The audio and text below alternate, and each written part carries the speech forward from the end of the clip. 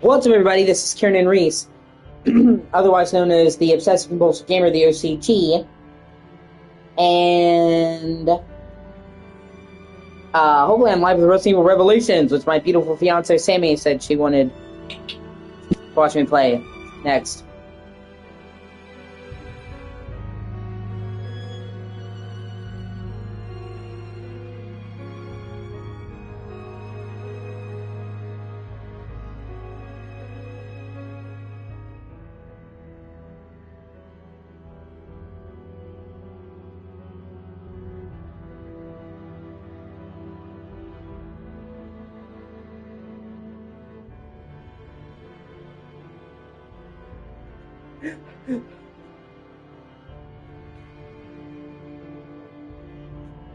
Oh, hey man, it's good to see you.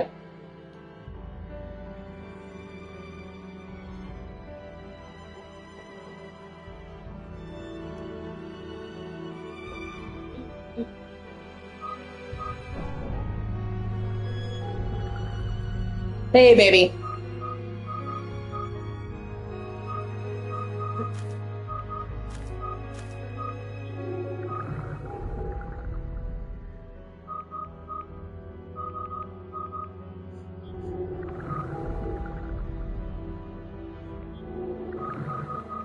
I'm playing Resident Evil Revelations because that was the one you said you wanted to see next after 4. It's technically set between 4 and 5. See, funnily enough, this was originally a spin-off. I mean, it still is a spin-off. And it was made for the 3DS on a smaller budget. And the 3DS was basically the successor to the DS. But 3D, hence 3DS. And it's kind of funny how this turned out because this came out the same year as Resident Evil 6. You know, Resident Evil 6 was the big budget game that came out on consoles, and then Revelations more of a spin-off that came out on the handheld. But whereas 6 wound up being a disappointment because, you know, like I told you, it was an action game, wasn't a bad game. This game was actually trying to be more like the classic Resident Evil games. And that combined with the fact that it was a horror game and an M-rated game on a Nintendo handheld where you don't get a lot of mature games on Nintendo platforms made people really gravitate to Revelations in a way they didn't even do it to Resident Evil 6. So they eventually wound up re-releasing this on consoles, which is what you're seeing now.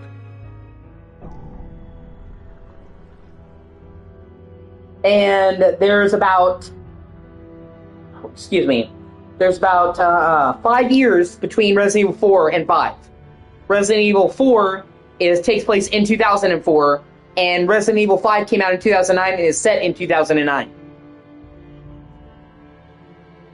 This game takes place in between, in that 5-year gap, which is kind of interesting.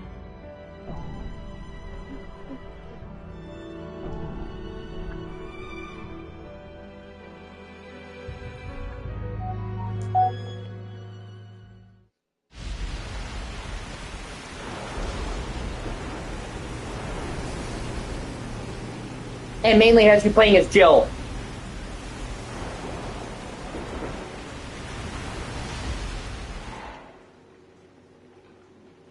Which she hadn't been the star of a game in a long time. So a lot of people wanted to play this just because it brought Jill back. Hey, Jill.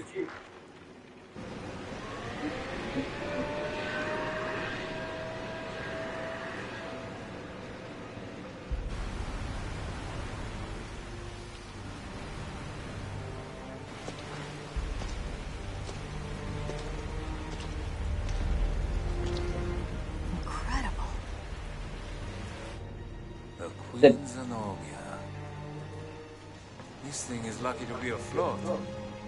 Take us around. Let's find a boarding point.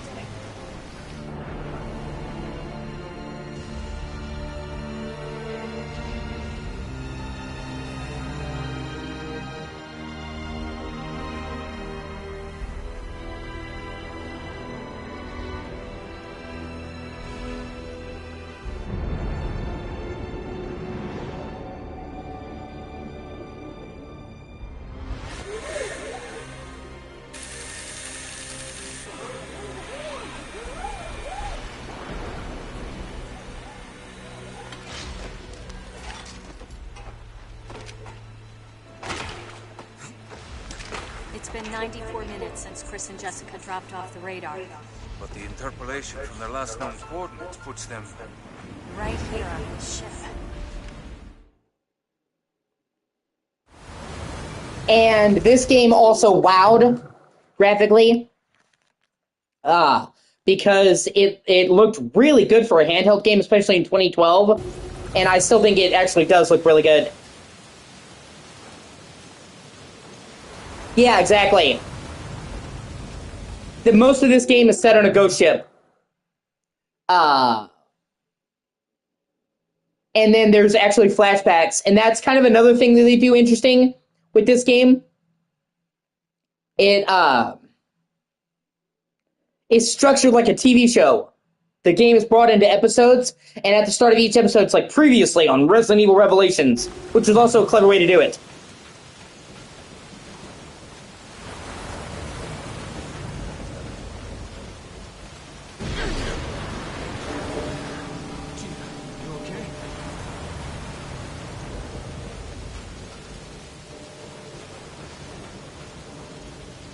And they made some upgrades, but most of what you're seeing is what was originally on a handheld. Which I said, like, this game was a serious looker back in the day. Oh, hey, it's good to see you, Chris.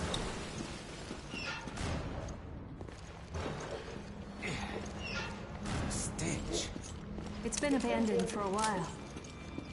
A good chunk of the game is on the ship. There are some flashbacks and stuff that take place in other areas. But the ship actually has a lot of variety. It's got like a casino, area that's set up like apartments, an industrial quarter. Like there's actually a lot more ship because this was a luxury cruise liner. It wasn't like a cargo ship. So it actually has more variety than you think. But I would say about 80% of this game takes place on this ship, yeah. They even have some areas in this game that are reminiscent of the original Resident Evil, which is nifty. Ugh, it smells like rotting flesh.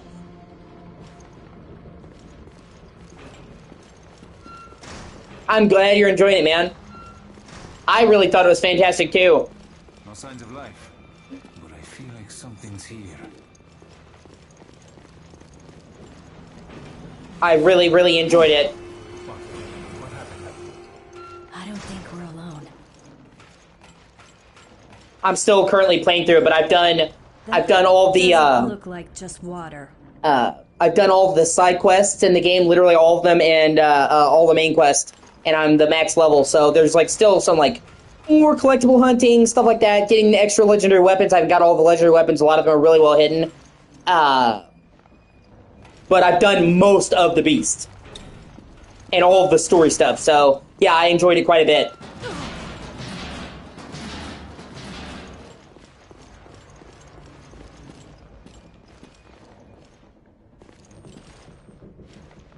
There's blood coming from the ducts.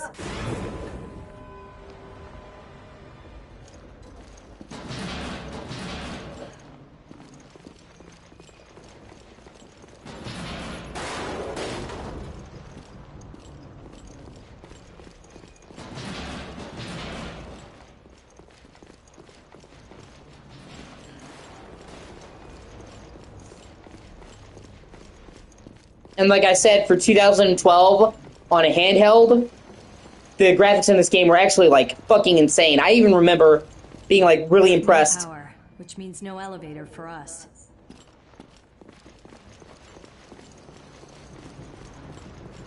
There actually is some, there is other locations, though. You get to see, like, this, beach, and then there's some, there's, like, a city in some of the flashbacks, and then you get to play some shit in the snowy mountains. So, like, it's not all in the ship, it's just, like, the main game's on the ship, and then there's, like, other interludes with other characters. This whole game is kind of, like, tries to be set up like a TV show, like Lost. Which, I love that show, by the way.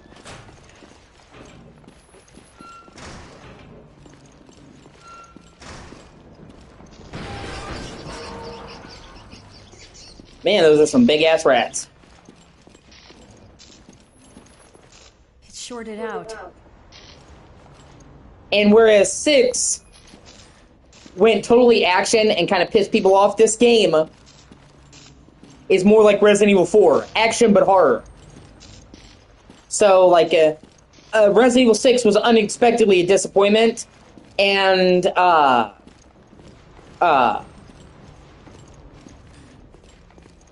this game was an unexpected success, which just goes to show when you cater to the fans, you know? And that's why they did a Revelations 2 later, because this game was enough of a success. And my day was okay, ma'am, if you're talking to me.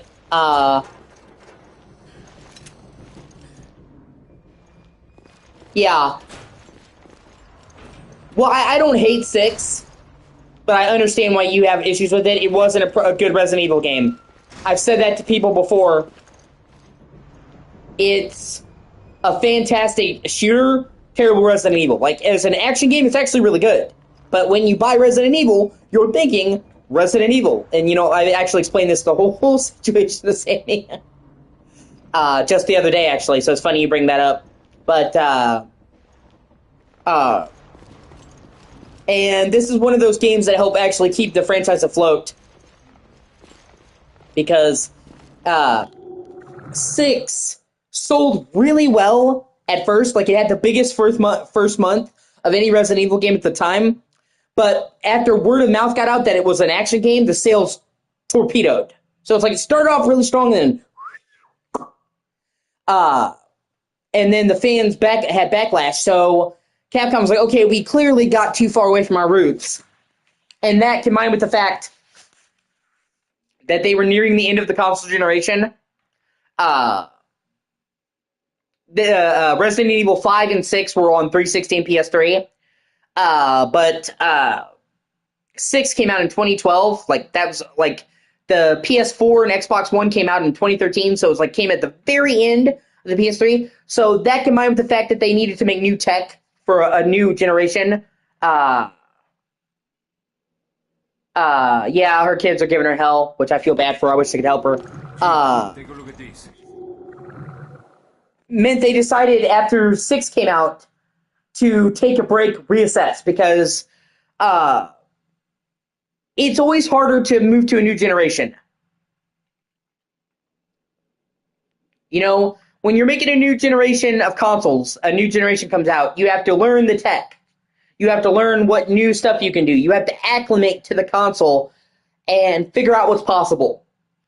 You know, there's no manual when a console's first coming out. And then, you know, once you get on the console, you can make a sequel so much quicker in that console generation.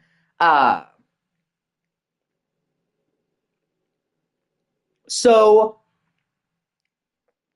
you know, it's like every now and then, like a big console comes out, you know. So they're like, okay, we need to reevaluate.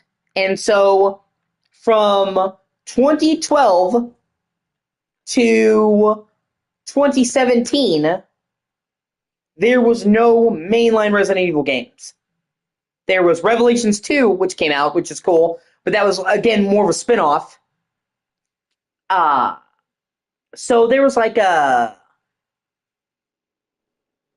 5-year period where there hardly wasn't any games in the series, which I know that's not like the longest wait, but for Resident Evil, they generally release these games at a pretty steady clip because, like I explained, they have multiple teams working at the same time. So for Resident Evil, it was quite a long pause, especially because after the backlash to 6 being more of an action game and the bad sales, it kind of left the fate of the series in limbo. And so Revelations being brought to consoles was kind of like one of those games, you know, kind of kept the series afloat during that absence. You know, for example, Resident Evil came back with 7 in 2017. And then 2018, there wasn't a Resident Evil game. But then 2019, you got Resident Evil 2 Remake. And then in 2020, you got Resident Evil 3 Remake. And then in 2021, you got Resident Evil 8. And then they took a year off. And then you got Resident Evil 4 Remake in 2023.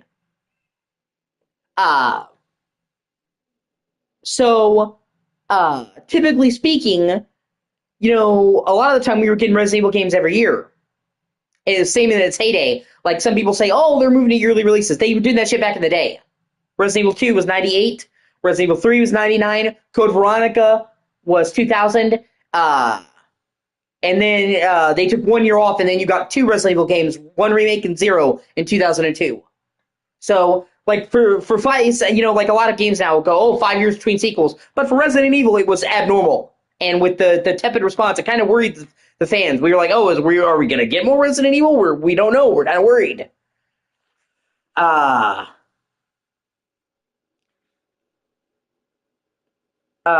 You know, and we haven't, we took a gap kind of now because we didn't get Resident Evil in 2024, and now we're not getting one in 2025. Because they're making a shift. Like, Resident Evil 9 is supposed to be the start of a new generation, technology-wise. It's the first Resident Evil game that's made from the ground up for PS5 and Series X. Every other game is cross-gen, so they weren't, you know, they're basically PS4 games with bells and whistles. Uh, uh, it sucks. And then, it's the start of a new era for the franchise in terms of design. So that's why they took a 2-year gap. But you see what I mean, Sammy? When I'm saying even normally, when Resident Evil is doing well, even when switching between console generations, it's only like 2 years and change between the next major game. So when there was like fucking like 5 years without a Resident Evil game, I was like, oh no. So, and yeah, sorry about the spiel. Just trying to tell you like why people rally behind it and kind of the unusual circumstances that kind of coalesced in this game. Jesus. Parker, give me a hand here. Sure, no problem. See, that's the problem with being an asshole, man. Asshole driver. Like, it doesn't just fuck with you, it fucks with everyone around you. That's the problem. I got something. I think it's a gun. Now what? Give me a sec. Oh, yeah. See, Jill has more nuts than I do. Because there is no fucking way I'm sticking my hand in that. So, it's not Chris. Ugh.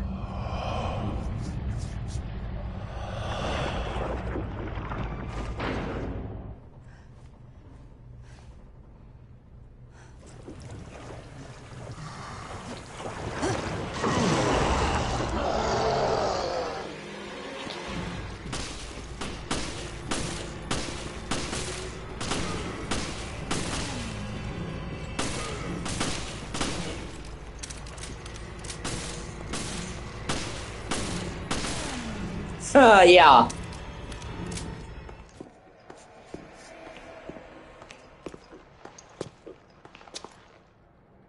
This explains our missing crew. This is not good. Where are you, Chris?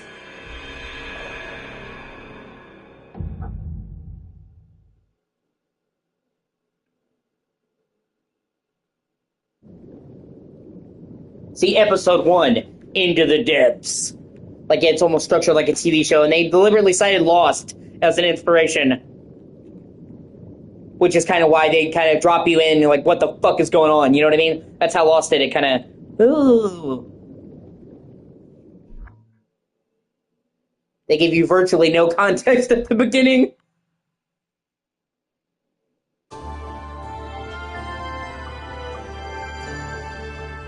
Now we start getting some background.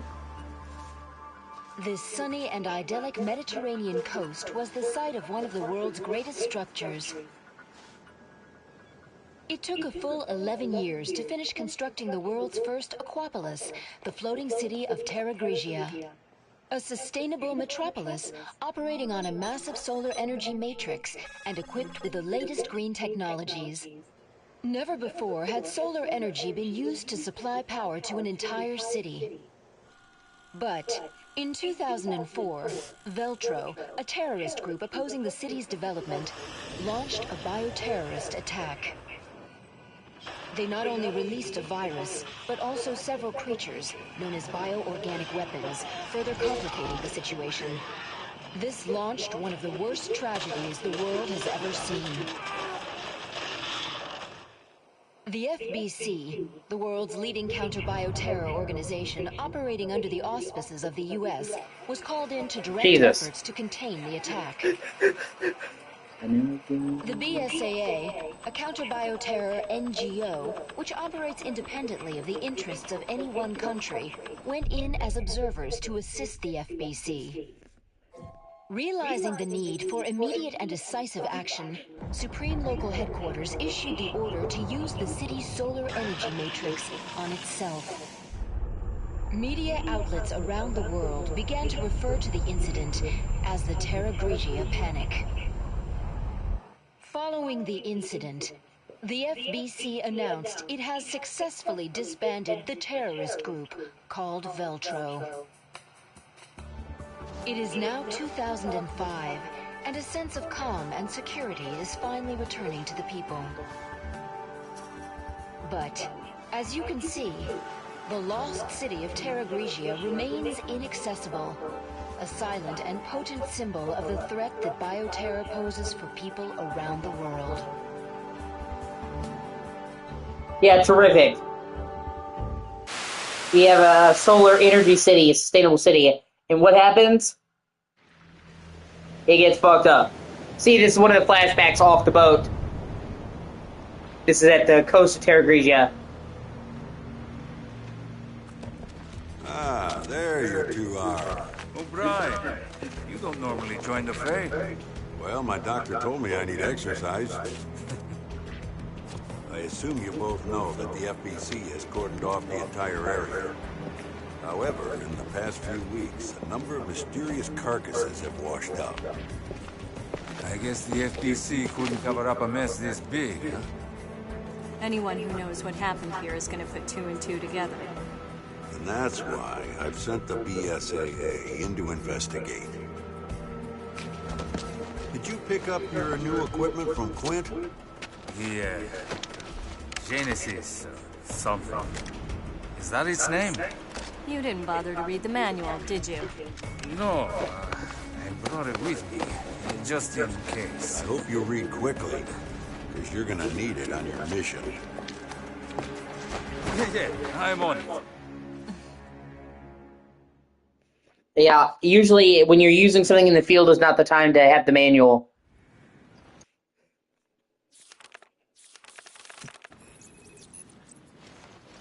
The Genesis device lets you scan shit. I don't know why they just called it Genesis device, but you know. Ah, look at this mess. Oh, they're rotted to hell. The Genesis requires a decent sample size to get an accurate reading. Scan the carcasses on the beach and send me your data. I'm getting something from inside it. And this is also another thing where it's kind of inspired by Lost, where in the main story they're stuck in a place, you know, like they're stuck on the island, and then flashback before we came to the island.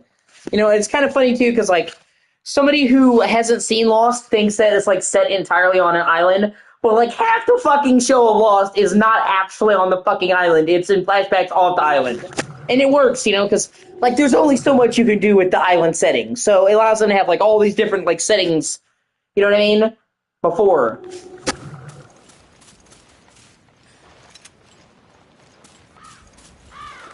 Oh, Sammy's favorite, a crow.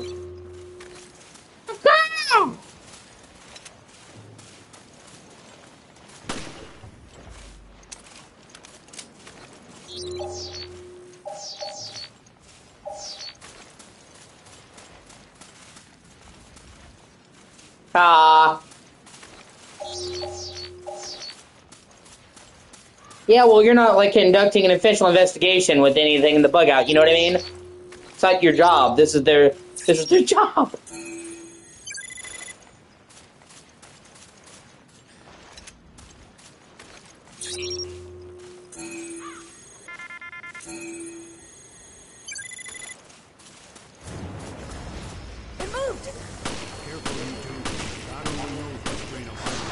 Yeah. Don't worry, we're on it.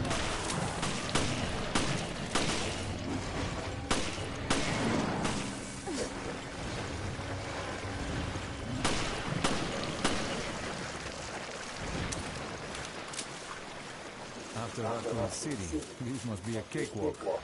I suppose. So why'd you quit the FBC for this outfit? I wanted to be more involved. I wanted to fight. I see you two are okay. Continue with the investigation, but proceed with extreme caution.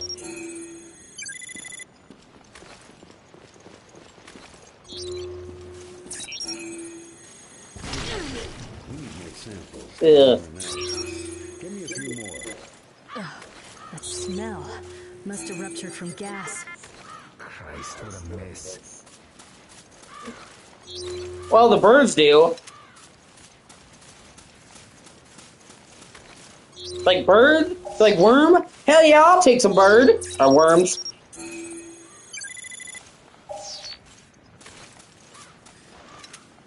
You know, I bet crows are just sitting there. It's like, you know what I could do with Gary? What? Some nice worm. It's like, oh man, you're right. I haven't had worms in forever. Yeah, I'm pissed off about worms. Yeah, me too. Let's go shit on somebody's car.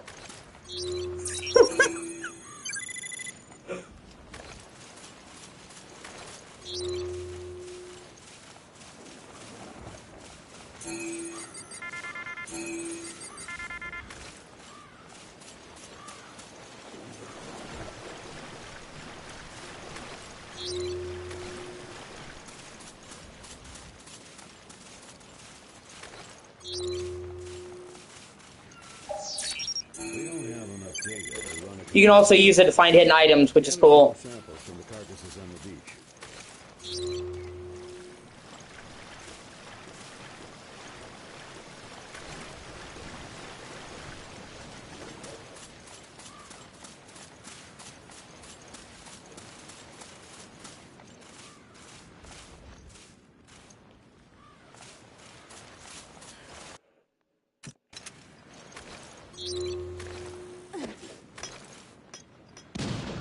Ah, shit, I used a grenade without meaning to. Oh well. Hey, you want to stick your hand in that, Jill?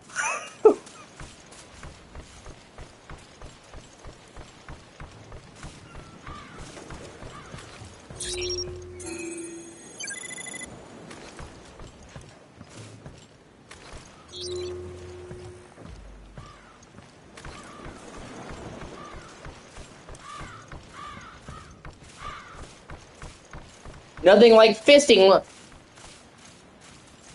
Nothing. No. Nothing like fisting a prolapsed anus.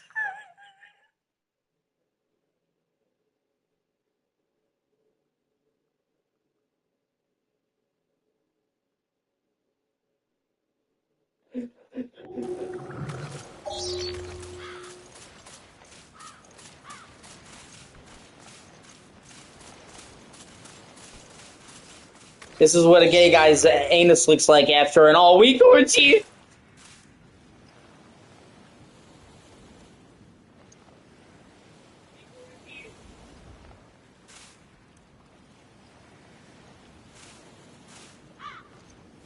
Oh, you're well, Chris, we're not. You can't all be good at everything, man.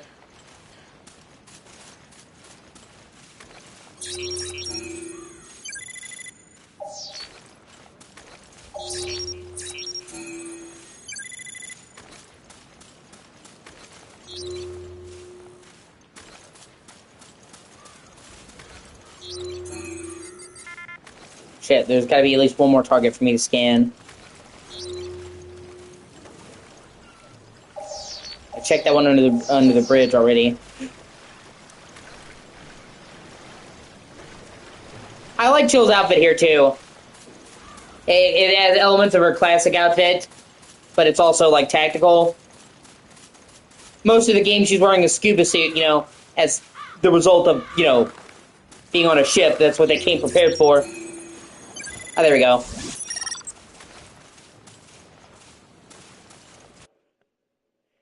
I've done things that I regret, Sammy. Let's just say that, okay? I'm not gonna go into details. I'm just gonna say that $10 is $10. I've collected enough samples. Good. Get them to me ASAP.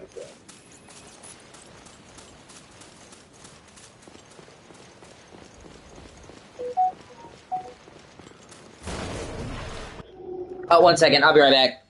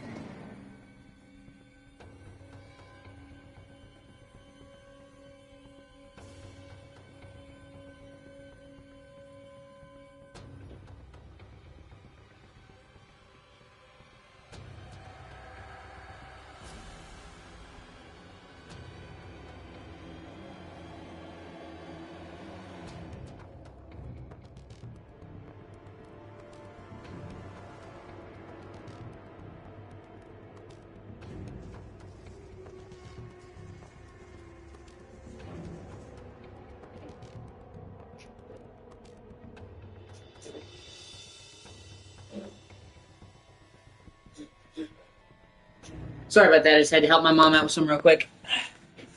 Shit. Don't these things stay dead?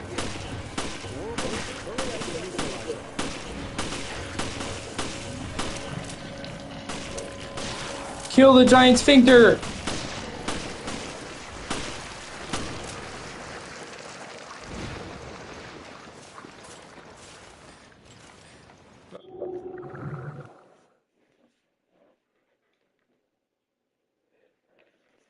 Finally, some peace and quiet. All in a day's work for you two, eh? All right, enough chit-chat. Get that sample data to me. There you are. Nice work. No doubt about it.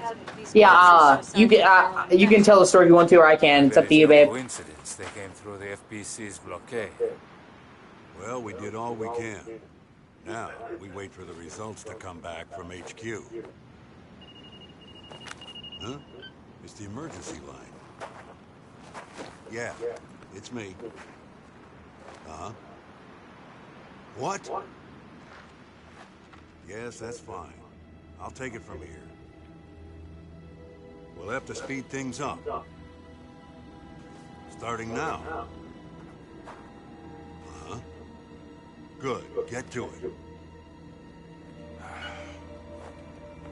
Jill, Parker, you two are still on the case. What happened? We lost contact with Chris and Jessica. When? How? We're not certain. I've sent their last known coordinates to your terminals. The signal was lost over the ocean. I thought they were in the mountains chasing Veltro. But judging from their position, they must be... On a ship. I'll go back to HQ, take charge of the search and rescue. You two will be my eyes out there. Yes, sir.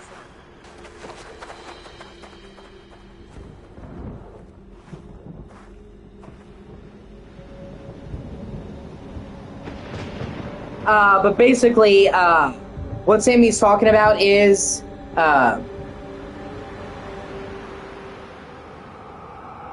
guy was trolling me in my chat, and, Sammy is obviously a girl, but she goes by Sammy, and people think, oh, it's a guy name. And the guy was trying to be a fucking troll, and, he called me gay for, saying I love you, Sammy, because I was talking to her, and I corrected him, and I said, first of all, Sammy is short for Samantha, a girl, but I said, even if it was a guy, it's 2025, I can suck all the dick I want to.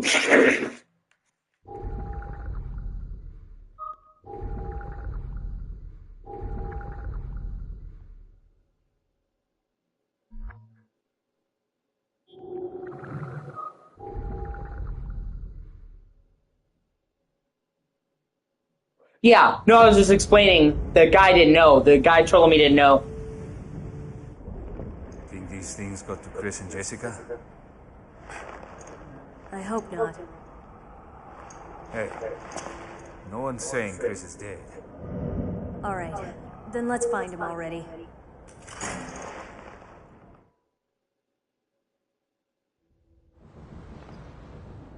You hear that? Was that the lock? No, it's fine, babe. Okay. I'll see what I can find here. Copy that. I'll radio you if I pick up Chris's trail.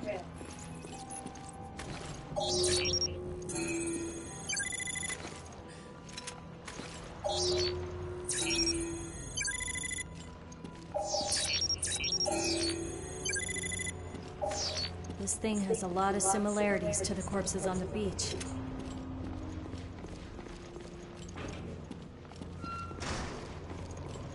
I just didn't know if you wanted to tell a story, like you were setting me up, or, you wanted to tell it. Yeah, well, most people assume that Christopher is short for Chris, but for some people it legitimately is, just Chris. Yeah.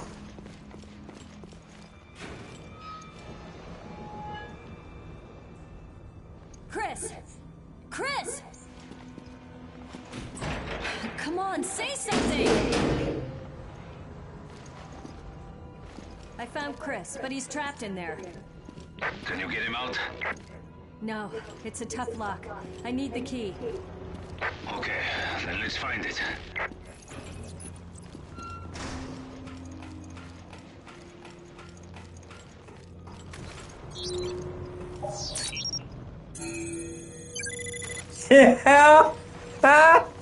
Oh, it's good to see you, 83. I gotta send Sammy that song later, too. I told you that whole episode about Hassan, where he was caught shocking his dog, right, Samantha? Like, he's already a piece of shit, like, extremist, sympathizing for terrorists. Like he said, the Houthi terrorists, and, what do they call them? Hold on.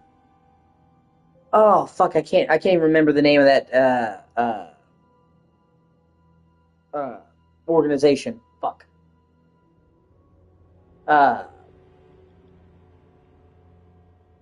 Oh, God. They're over there in Palestine, Hamas. Okay. He said he likes Hamas when they're fucking terrorists that behead and rape people. Even most sane people who support Palestine aren't supporting Hamas because they're part of the fucking problem. But anyway, somebody made like a funny song sung from Hassan's perspective about shocking the dog, and he's like, shock, shock, shock, shock my dog, I can't stop, shock, shock, shock, and it's like the whole thing is making fun of him, and it's fucking hilarious.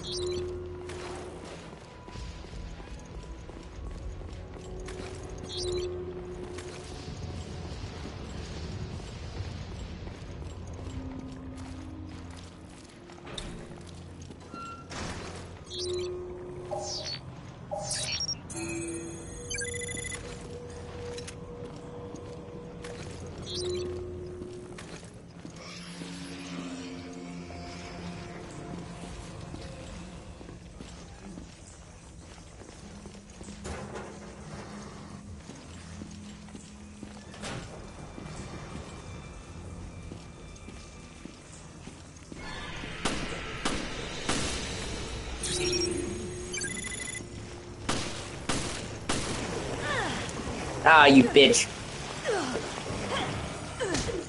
And of course you don't have a whole lot of weapons at the beginning.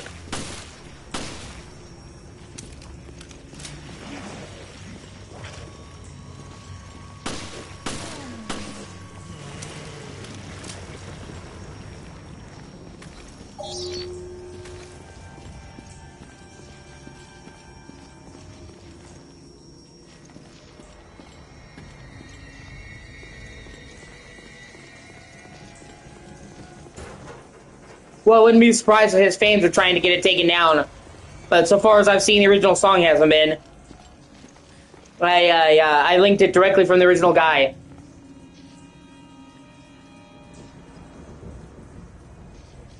And if they're like, it's other people doing the song, then yeah, it should be taken down. You should always give the fucking song artist credit. Especially because this is like an unknown guy trying to make his bones. Yeah. Well, I just think it's funny because, you know, Hassan is such a prick for, Hassan has been such a prick for so long. He's a notorious douchebag, but, like, the media and a lot of public attention is on his side because, of course, this is some of the first, like, serious career-threatening backlash this fucker has gotten. I mean, honestly, I think that, like... Yeah, he has fans. Hassan has fans. There are even people who are defending the dog incident. Like I said. But,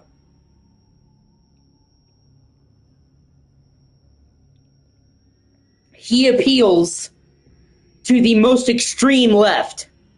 Like the full-on communist sympathizers. And if there's one thing I can't say, it's fucking communism. And Hassan has literally, he's part of what made me, I'm not gonna get super political. But he's part of what made me, stop calling myself a Democrat. Because for most of my life, I would say I was a staunch Democrat, if you ask me. And now I'm a centrist because I didn't want to associate with his shit because he, for many people, is the face of the American left. And it's bad enough that he has a following online, like a large following of millennials that are Democrats. I'd say Democrats with quotations because being a communist sympathizer isn't being a fucking Democrat.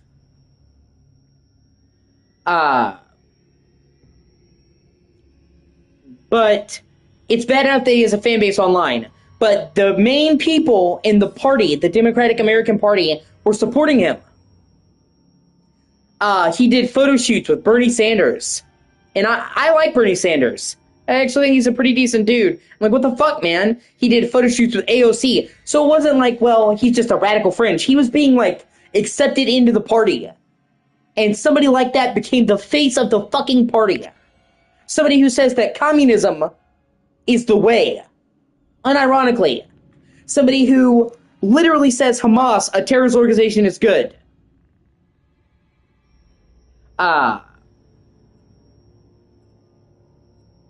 Or saying that everybody in Israel should die.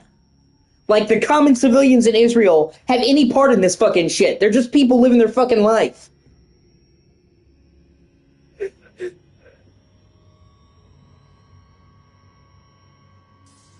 Or he's literally repeatedly said, you should kill this Republican. You should kill this person. You should kill that person. Okay? And when you're a big political figure, or somebody with a big following, you can't say shit like that. Like, it's one thing to say, I fucking hate this dude. But when you literally say, well, if you cared about this, you should kill that guy, you were actually, some of your fans might fucking do it. Okay? And to tell you the truth, Charlie Kirk, you know, the whole Charlie Kirk murder, and I'm not getting into that. The guy who shot him is the type of person that watches Hassan. And I think he even mentioned liking Hassan Piker. And on top of which, aside from all that other shit, that he's like an extremist leftist grifter, that he's like the left's version of Alex Jones. You know what I mean? Alex Jones is like the farthest right you can go, fucking, the frogs are freaking gay. Nutjob. He is the left equivalent. He is just as bad. but they made him a part of the Democratic Party. That's what I can't stand. They legitimized him. He's a fucking nut job. But for many people my age, many people younger than me, like Gen Z, who's now their voting age, he is the face of that party to them. And that's fucking scary. But aside from all that shit, even if he wasn't fucking saying, oh yeah, terrorist organizations are good, actually. Communism is great. He's just full of shit. His dad is from Saudi Arabia and is a Turkish billionaire. His uncle is Chink Uri, who is super wealthy in his own right. He does the Young Turks political show, whatever. He has never known the meaning of the word struggle. And yet he has literally said, I am the voice of the working man. So he's just like his whole platform is shit. He doesn't know what the working man is like. And then he says, well, I'm all for taxing the rich. He doesn't pay taxes.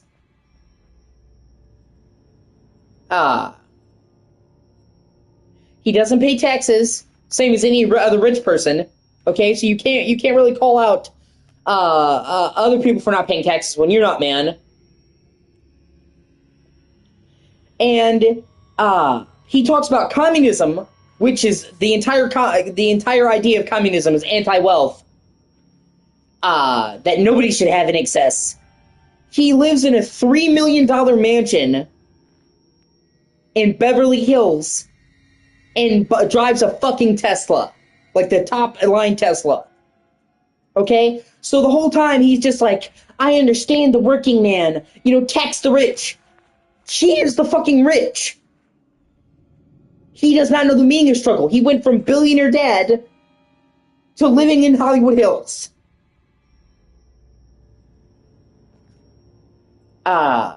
He's what they call a champagne socialist. Where he's like, man, rich people are bad, while simultaneously he is making his money off people and being fucking rich.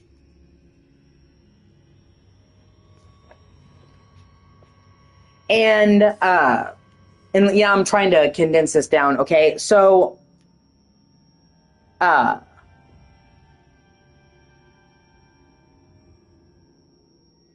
have no problem with rich people. I have no problem with capitalism. I think the idea of capitalism is okay. I have problem with capitalism without checks. You need checks and balances. Anything to the extreme is bad.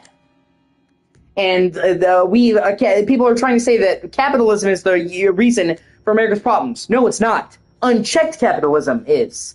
Too many people have been allowed to do whatever the fuck they want for too long. If you have any system of government and you just let the people at the top do fucking whatever, this is the inevitable result. It's not a capitalism problem, it's a people problem. If you go to another country that's communist, what do you find? The people at the top, the rich people, are doing whatever the fuck they want to do. It's always the rich and wealthy that, pissing on the people below them. It doesn't matter what system of government. It's just a different flavor of ass. But regardless of all that, I have no problem with even rich people as long as you pay your fucking taxes. You can't just say, well, the rules don't apply to you because you're rich.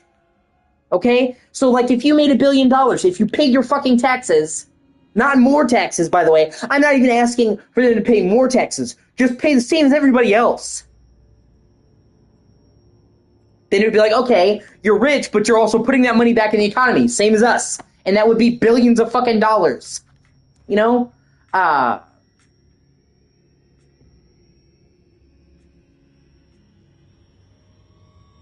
Exactly. That's what I'm saying. It's different flavors of ass. It's still ass. You can have a shit shake, and you can put pineapples in it or berries in it. It's still a shit shake.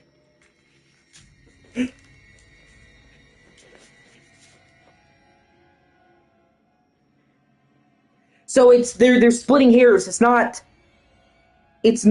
capitalism that's the problem. It's unchecked power that's the problem. And in most of the world. And like Samantha just said, they have a problem with corrupt people. Fucking, I'm not like the expert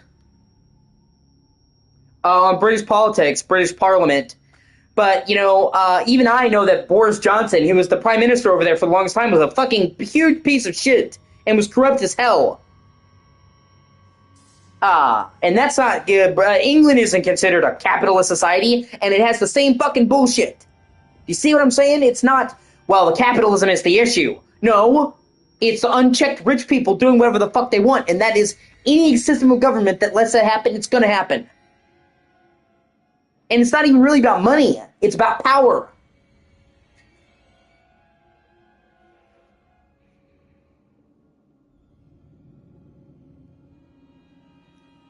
But whatever. Aside from all that, okay? So already ideologically, if we forget him sympathizing with terrorists, we forget him saying, go kill these people, which honestly actually is against Twitch's terms of service, he should have been banned for that. Literally. Other people have been banned for saying less inflammatory things, by the way. He's just literally personal friends with the creator of Twitch. The runner of Twitch, I'm sorry, not the creator. That's not even a joke. He's just full of shit.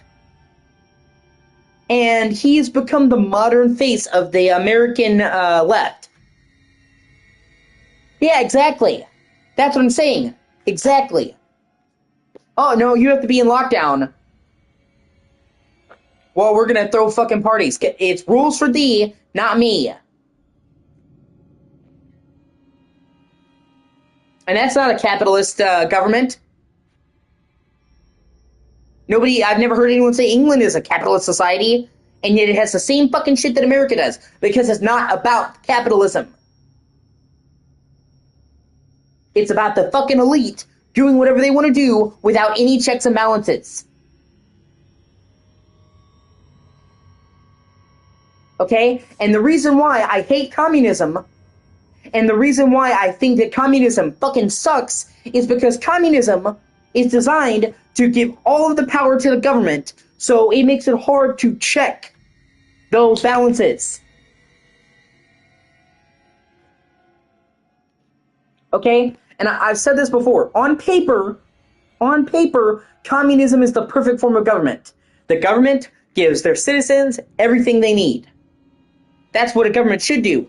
But the problem is, when you give the government absolute power, it makes it incredibly hard to fight back, and it only takes one fucking asshole to ruin everything. And if you know people, which I hope you would, there will always be that one asshole. Okay? So America may have problems. America is far from fucking perfect, okay? Even if I still love my country. But we have checks and balances in place. Okay? These communist countries fucking don't. That's what I'm saying. It's a system that in a perfect world would be great. We're not in a perfect world. And literally every single time that a communist country, a country has attempted communism, it has went fucking terribly. Throughout history, go look back. Show me one fucking communist country that didn't have, like, mass fucking atrocities. You can't. And, you know, and I'm not just saying, by the way, I'm not just saying communism bad, because that's what I've been told to say. I've done my fucking research. Every single time. Doesn't matter if it was the Chinese, the Russians, Europe, North Korea, every single fucking time in modern history and in ancient history that they had a communist government, it went to shit. Okay, because let's say everybody in the fucking top is somehow miraculously a good person. What happens when that one person dies and an asshole replaces him? Oh shit, we have a fucking dictatorship. And nobody has any power to fight back. And, you know, people like to shit on America for the gun rights, Second Amendment. That's the specific reason we have fucking guns. So that if the people at the top decide, oh, we're just going to kill people and be a dictatorship, we can fight back. That was the whole fucking purpose of arming yourself. And that's why we fought against the British. Because they wanted to do whatever and kill us and didn't want us to fight back. So they're like, okay, an armed populace is the key to keeping the government in check. Because if you're scared of us, you're gonna fucking tiptoe.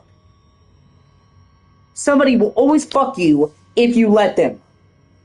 Okay? So let's think about this. You're the powers that be. You're the top government guy, and you want to fuck people over. Maybe you want to build a new mansion. You want to build that. Okay? Are you going to go with the people that are just sitting there who've given you all the power, or are you going to go to the people that are armed to the fucking teeth? You're like, yeah, I'm going to think twice about trying to steal from that fucking guy because he can just shoot us. That was like the whole fucking point of 2A. Okay? And they even says so, that it's the right to bear arms to defend yourself, your home, your liberty. No man shall infringe. But, so I hate his hypocrisy because even if for a second Hassan Piker actually was a communist, I would still hate him, but he's not even really a fucking communist. He's a communist on paper while he's reeking in the benefits of fucking capitalism. Having people watch him online and give him donations, that's pure capitalism. That's a market interest. And what other society do you see something like Twitch happening? Twitch started in California. Now Twitch is in the whole world. But when you think about Twitch, it's an American concept. Streaming is an American concept. We're going to have you do your niche, and we're going to pay you for people watching you. There's a reason why something like Twitch, YouTube streaming didn't start in fucking China. That's the good thing about capitalism. You find your niche. There's a guy, the MyPillow guy, before he got all ate up over Trump or whatever, okay? He became a fucking millionaire off of making a special type of pillow. People want it, people buy it, supply, demand. Money talks. That's the thing about fucking capitalism, man. That's good. Is that your wallet speaks. Just by buying something or by not buying something, you say all you need to say. Exactly.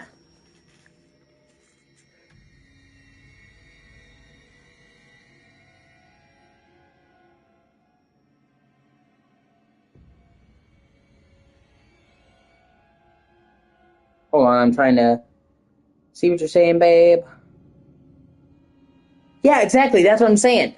It's a people problem. Guns don't kill people. People kill people. But that's a whole nother issue. So, but I'm saying he literally, at his core, as Hassan, has made his career off of capitalism. People watching his shit and donating to him. Him finding a niche. Is capitalist. Him living to excess. In the Beverly Hills. Capitalism.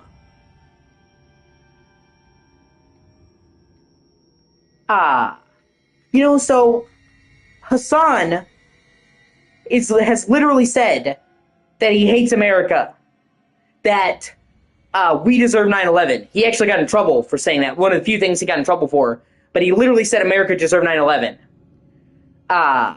And he hates America. He hates capitalist society. Meanwhile, he is literally living the fucking American dream. He found his niche and made a killing off of it. So he's not even a communist. He's somehow fucking worse than a communist.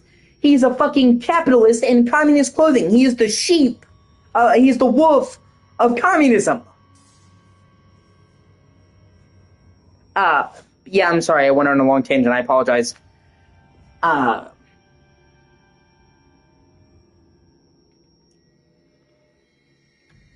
But even then, I could say, okay, well, maybe he's not personally a bad person.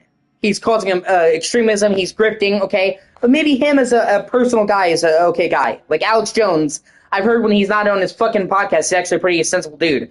Like, he's pretty much just playing a role to make money. I still wouldn't condone it, but okay. This was different. Him shocking his fucking dog just makes you objectively a shit fucking human being. And for why? Because the dog doesn't want to sit in a tiny little fucking mat? This mat is like smaller than my chair. And this dog is a big ass fucking dog. He basically bought that dog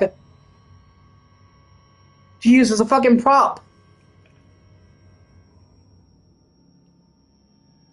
And he is fucking He's running scared now because this is the first time he's actually had a bunch of his own fans turning on him. Obviously, he still has a lot of fucking simps that suck his ass. But for the first time, he's getting backlash. For the first time, he's getting backlash from his own party. Because even they're like, okay, we're not cool with you fucking abusing a dog on stream, bro. So he's scared. And, you know, for so long, he's just been able to say and do whatever he fucking wants. With no real pushback societally. Now he's finally getting that. You know? And more than anything, that twerp hates, and cares about what other people think about him. He's really self-conscious. So I fucking love somebody made a parody song brutally mocking him, and it's like trending on YouTube. I love that. It's like finally him getting a little bit of what he fucking deserves. And yeah, sorry about the whole tangent. I just wanted to explain why I fucking hate him so much and why I love that song.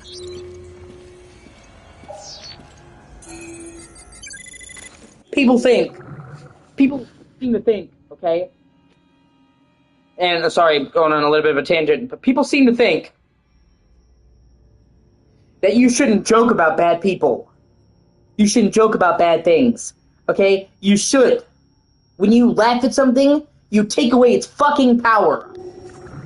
Fear is how dictators, how people like him, thrive. Alright, I love you. Bye. I'll be right back. I have to take my medicine.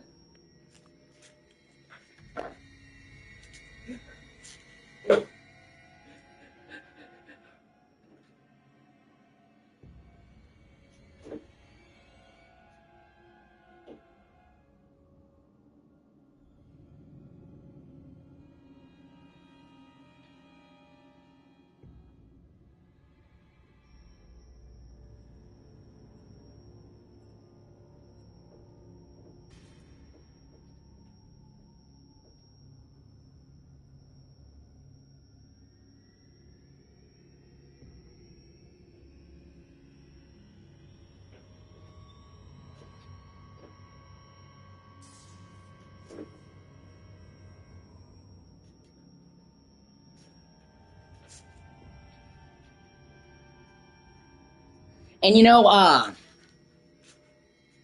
back in the 30s, Charlie Chaplin got in trouble for making The Great Dictator. It was a movie that was extremely mocking of Hitler, and people were like, Hitler's a serious threat. He's a serious concern, you should be mocking him. And Charlie Chaplin's like, no! That is exactly what we should be doing. Because people like him thrive off of fear.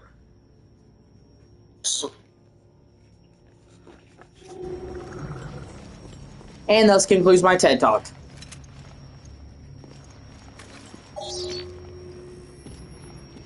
Yeah, I didn't mean to get us off track.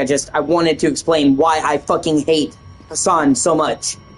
And it's kind of personal for me because he made me ashamed to identify with my party.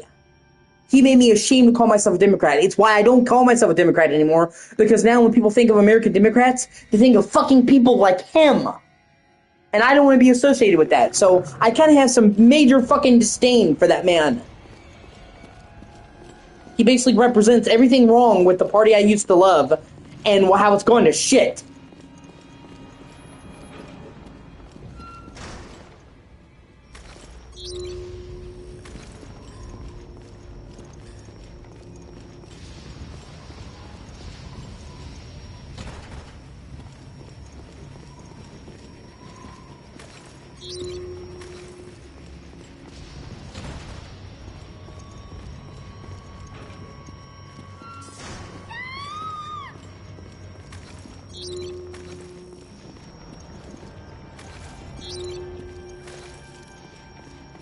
Oh shit.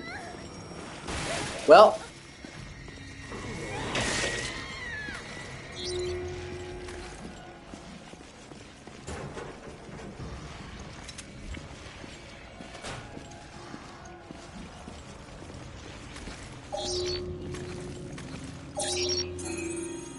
Shit, I don't even know if ED3 or Chris are still here. Probably scared them off.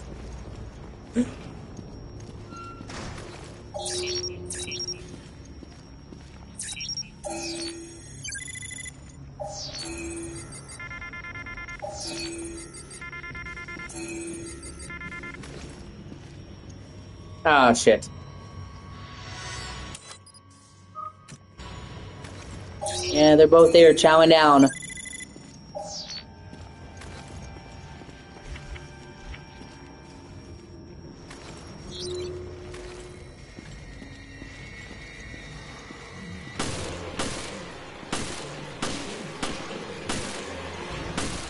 Well, hey, Echo, come here, baby.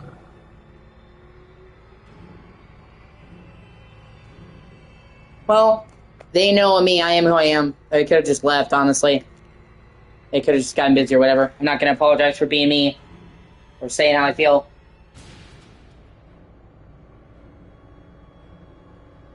Hello, you. I would love to hear your thought about politics. What do you think?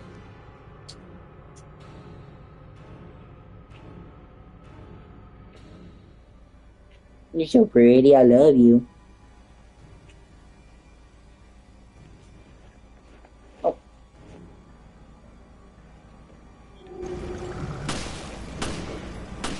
Oh well.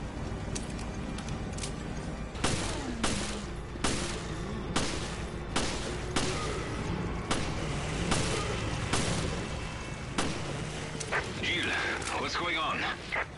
I found a survivor. The BOW's got her, though. Who was she?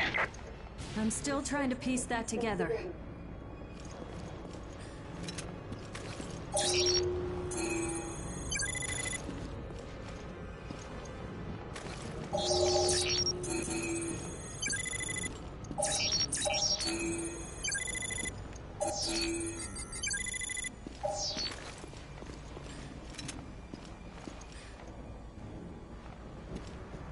Yeah.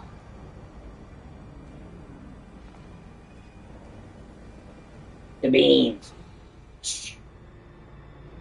I love the beans. I love the beans.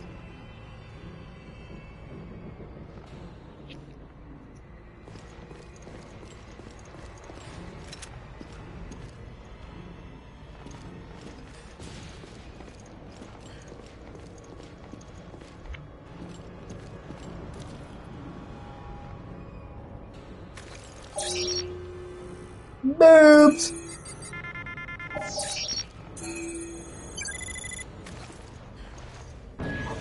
Wait, there's a key. Parker, I couldn't find anything out on the woman, but I did find a key. Let's try it out. I'll meet you in the Chris's room. See you there.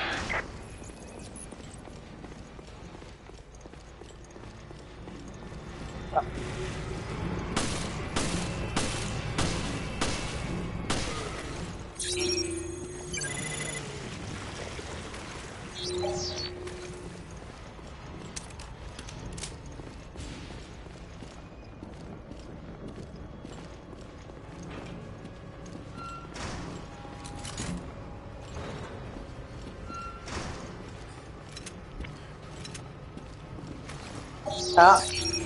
Look at that fucker coming out of the laundry room. Or, the dryer.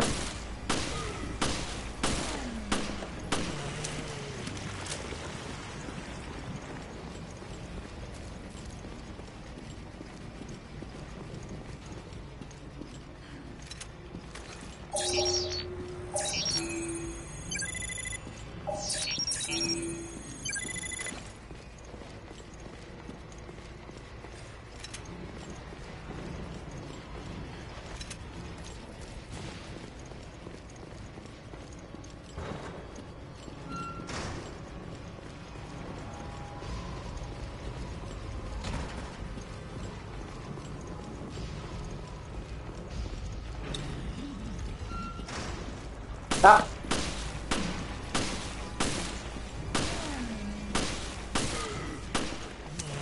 Fuck you, bro.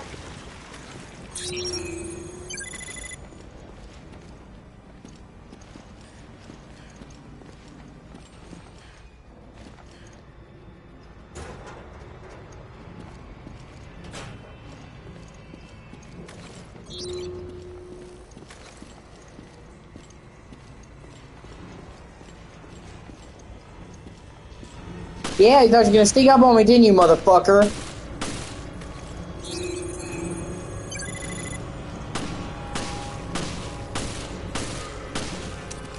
This ain't my first rodeo. Fuck you, bro.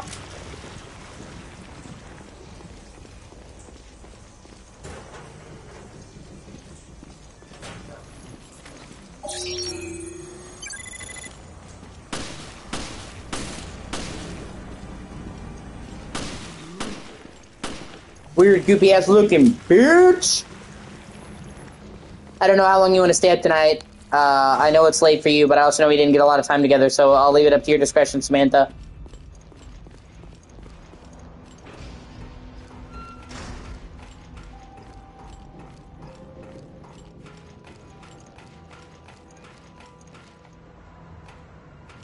That's a pretty key. Jill. Come on. Look at that paw. That's the moneymaker right there, that paw. That's my paw, ma'am. Did you know that's my paw, ma'am? You're just leasing it.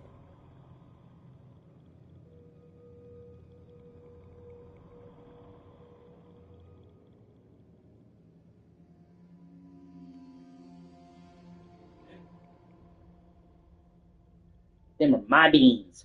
My beans, ma'am.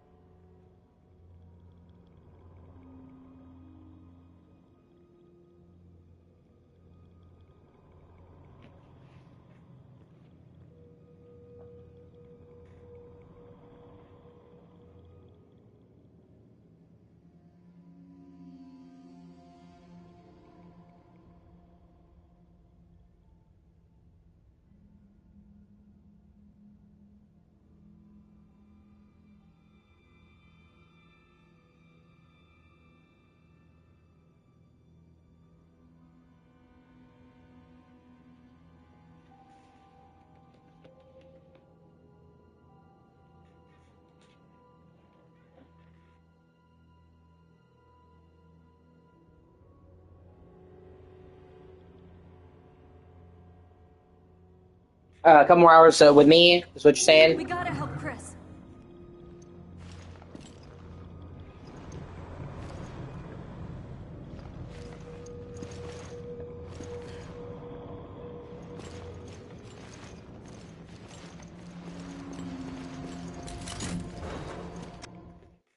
Chris! Chris?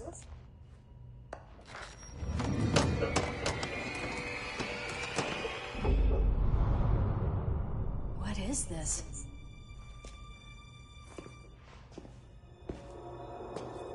Oh, great. Shit. It's a trap.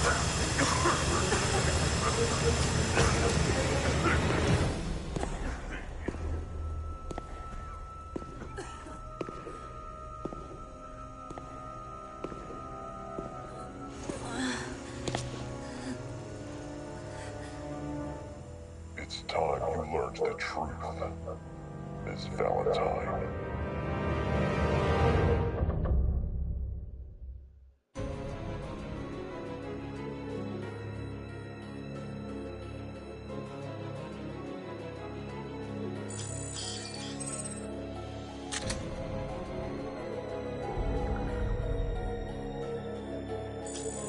See, that was basically the end of the introduction.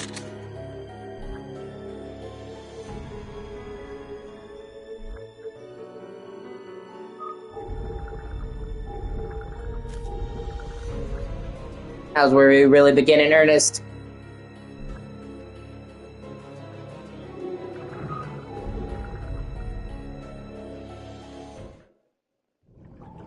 Previously on Resident Evil Revelations.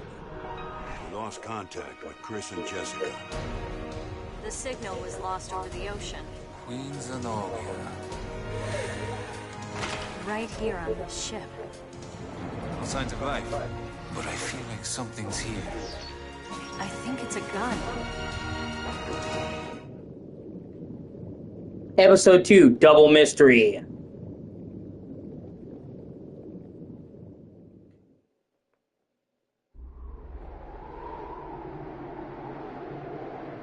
Mountains in Europe. See, they thought that Chris and Jessica were in Europe. They actually were. Them in the boat was a distraction.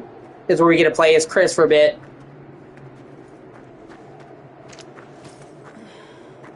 Slow down, Chris.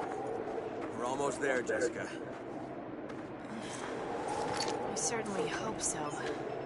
My feet are killing me. Our source indicates the camp is on the far side of this peak.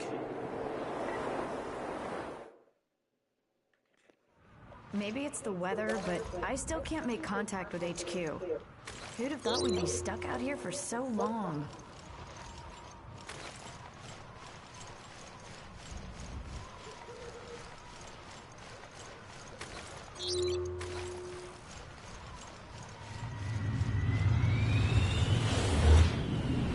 The plane!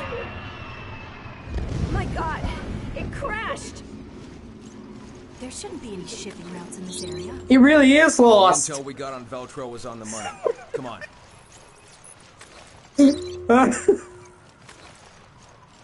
Oh,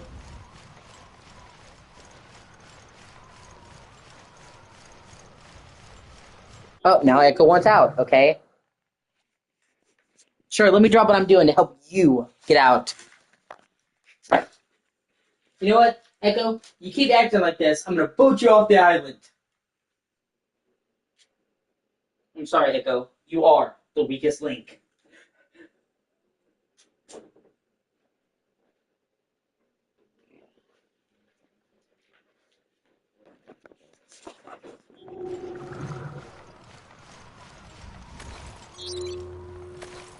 Jesus, no one could have lived through that.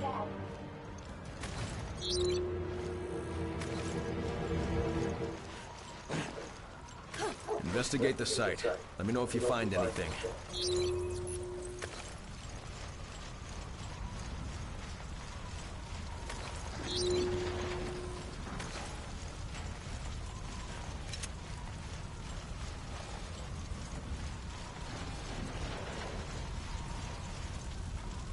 Like I said, for a handheld game in 2012, this game's graphics are actually really good.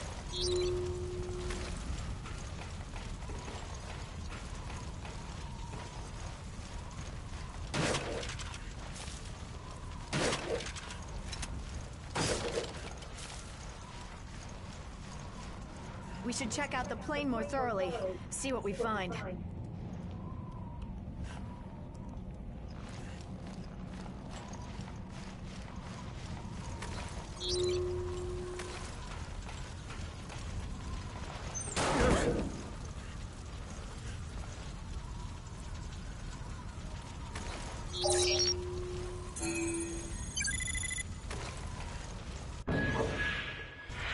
The manifest should give us a lead to work with. Let's see. They were headed for Valkoinenmach Airport. If that's where they are, this mine should take us there. Jessica, I need a hand! Hold on!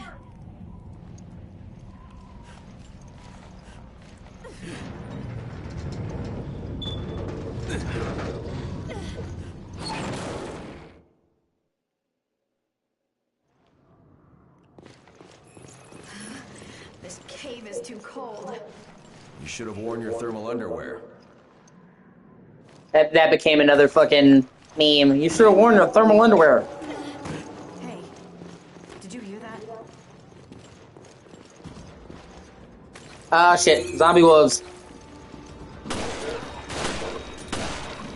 think they're infected. Careful, Jessica. This is why I like Chihuahua. Is the plane transporting these things? Looks that way, doesn't it? Then Veltro is back from the dead. Yeah. We have to stop them before anyone gets hurt.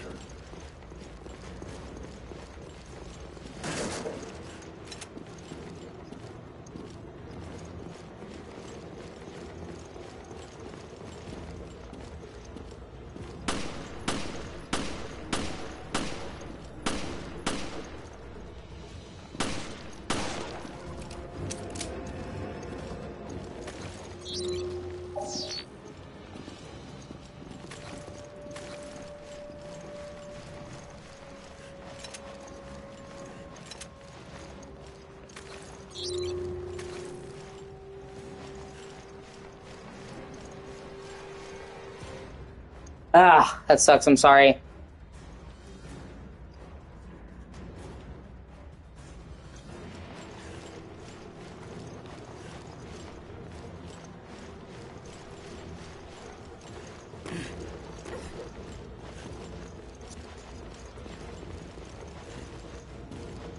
Yeah, they always like to take their sweet fucking time.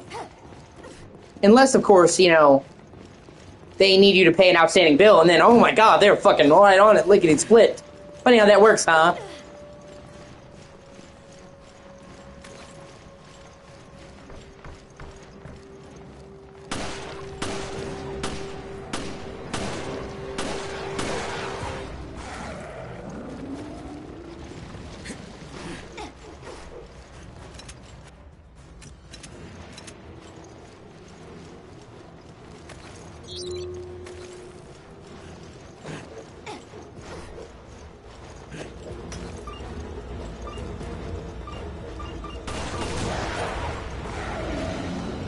Oh, that's a big boy.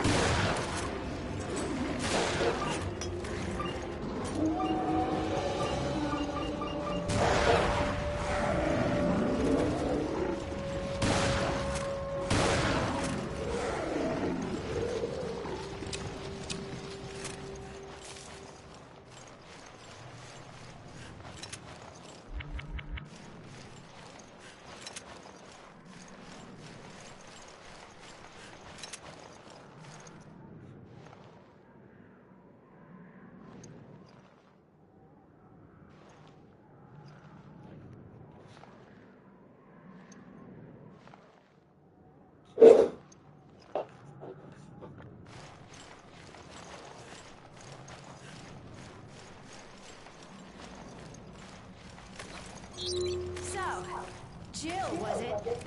Was what? Stay focused. She was your partner before, right? Yeah, my partner from before. What about it? I was, you know, just asking. She wants the D, Chris.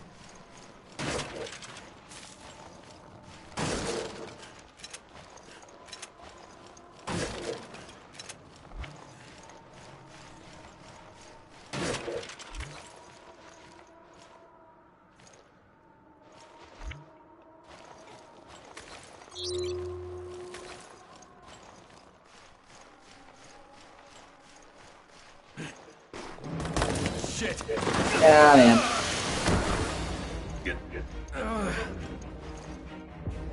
Chris, are you okay? It's just my leg. I'm not going Well, that's great. anywhere for a while.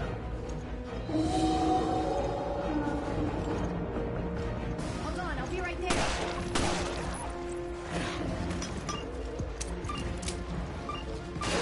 Got your back.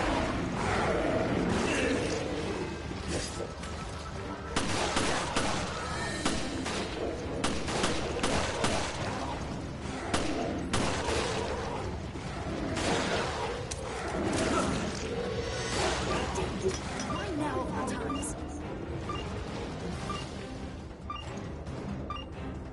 Damn, there's too many of them. Hang in there, Chris. Shit, my ammo's not gonna last. Decoys? Me and my sweet ass are on the way.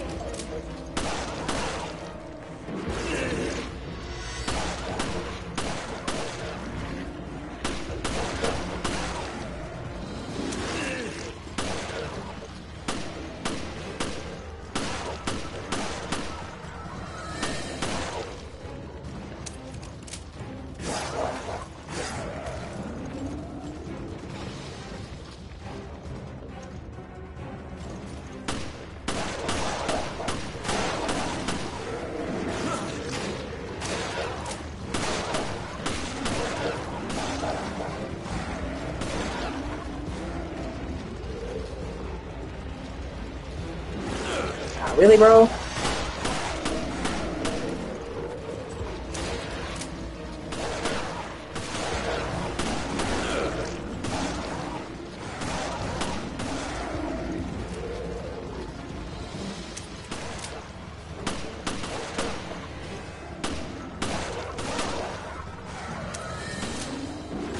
Ah, come on, dog.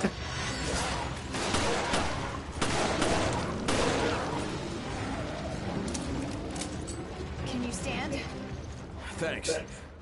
I'll be okay. Sorry to bring this up again, but Bring what up? do you trust me as much as Jill? There's no need to compare. I trust you both.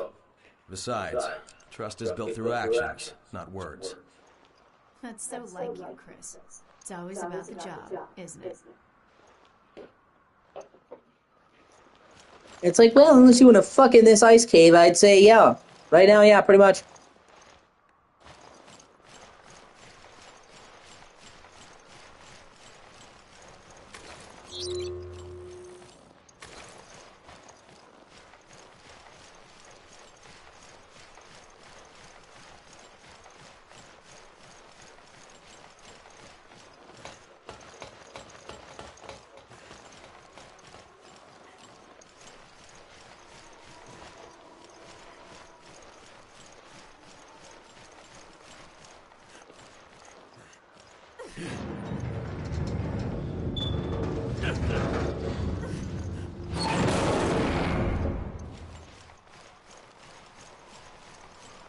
Look, is that the airstrip? That's their hideout.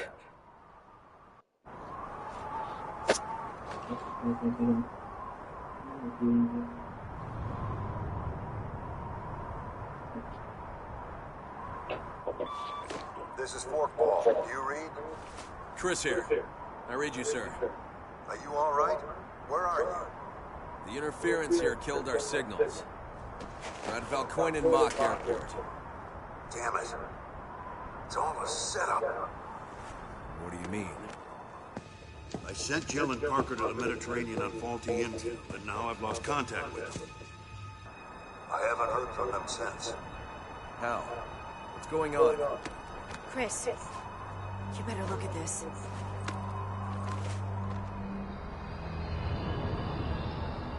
It's impossible. O'Brien, you're not gonna like this. We found the Veltro crest. Then stories of their resurrection are true. If that's the case, Then the setup that got Jill and Parker. It was all... Yeah, I'd almost guarantee it. O'Brien, we'll go after Jill and Parker. I hope that's not a problem. Not at all. Make your way to the Mediterranean, and we'll keep you posted. Any idea what's going on? We'll sort it out later. We have to move.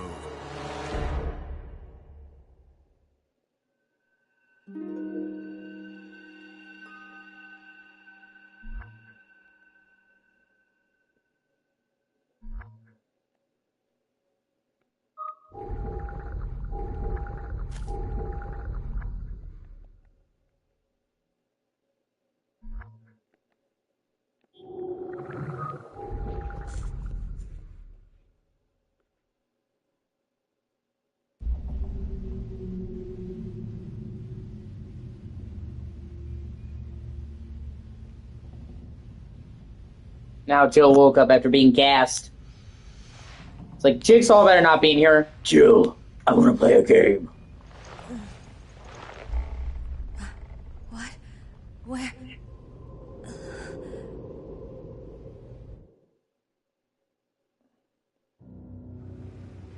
Jill? Parker! Where are you? I don't know. A room, I think. Somewhere on the ship. Damn it. Bastard took all my weapons. Can you reach HQ? No, comms are out, it seems. We should regroup. And see, these areas are meant to look like the mansion from the first Resident Evil.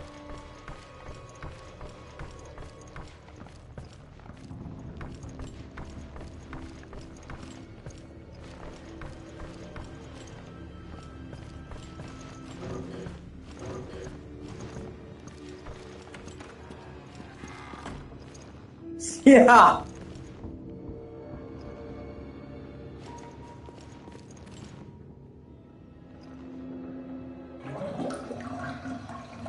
And the first Resident Evil had Jill empty a tub.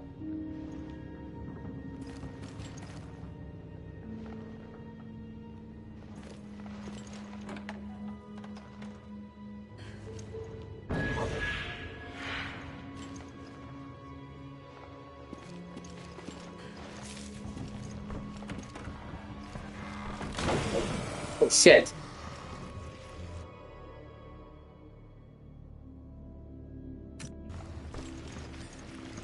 Yeah, you can actually do a dodge in this game.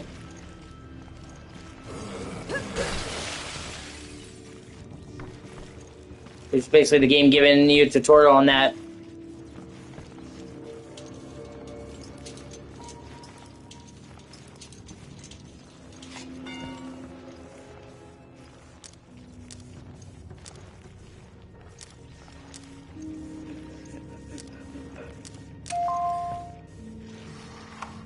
I was like, oh shit, go!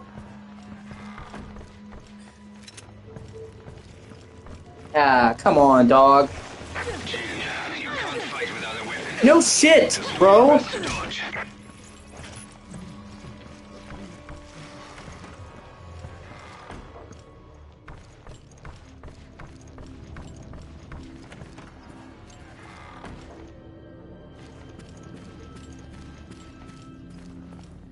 Like, Gerald, you can't fight without a weapon. Whoa, really? Oh, I never would have guessed! I just thought I could karate chop him!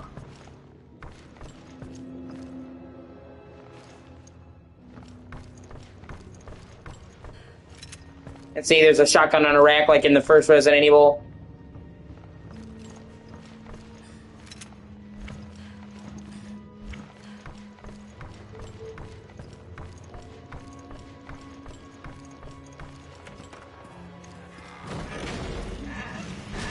Which I did, because it's kind of like you don't expect, you know what I mean, there to be areas like this on a cruise ship. Fuck me! You have to get the timing on the dodge just right, it's not easy.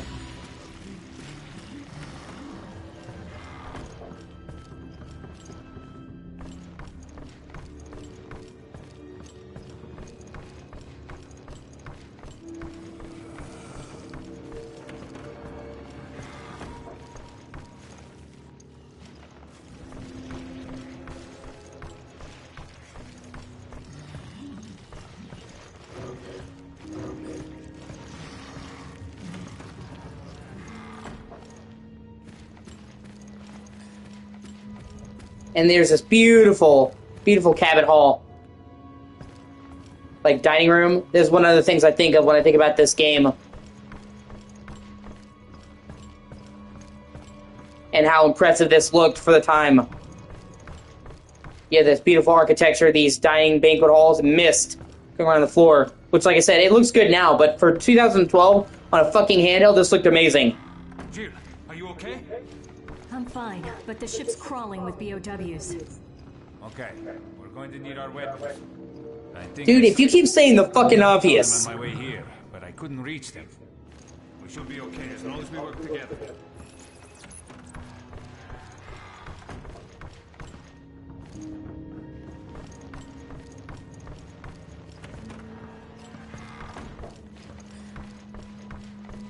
Wait, there are more creatures this way. I found this though. Think we can use it? Yeah, it just might do the trick.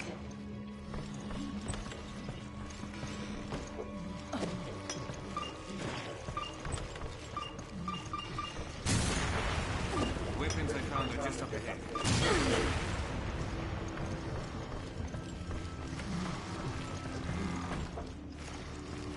Shit. Come on, dog.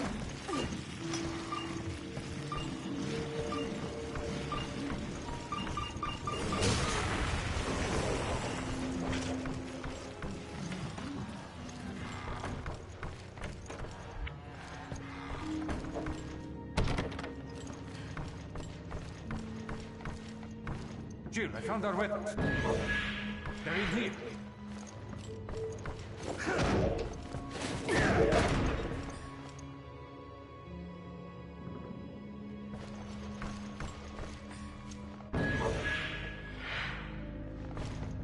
And this game has a unique system where you can actually swap out parts to customize your weapons, which I think is cool.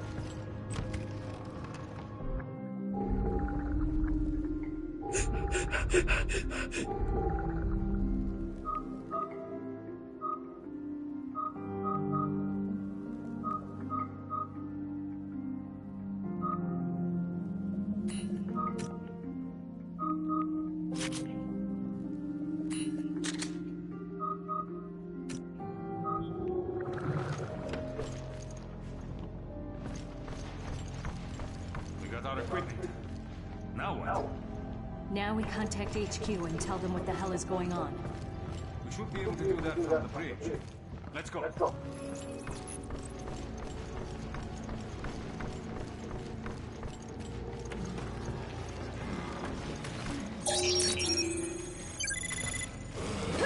There we go, I'm getting the dodge better. This is the room I was stuck in. By the way, what's the deal with that guy in the gas mask? He's gay.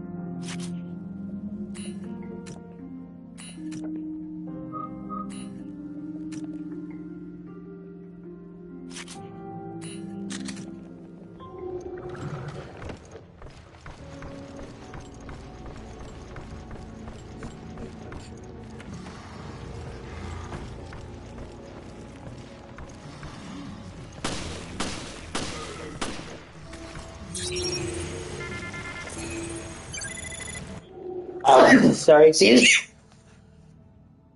Oh, God. Ooh.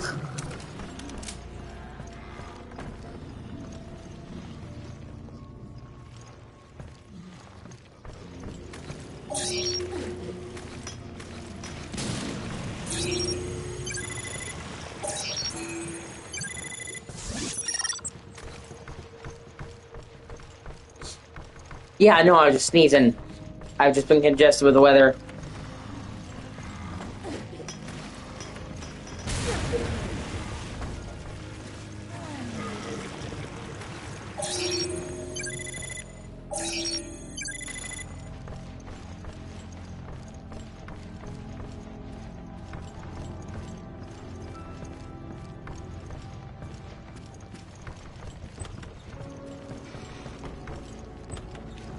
Can't go that way. Thank you.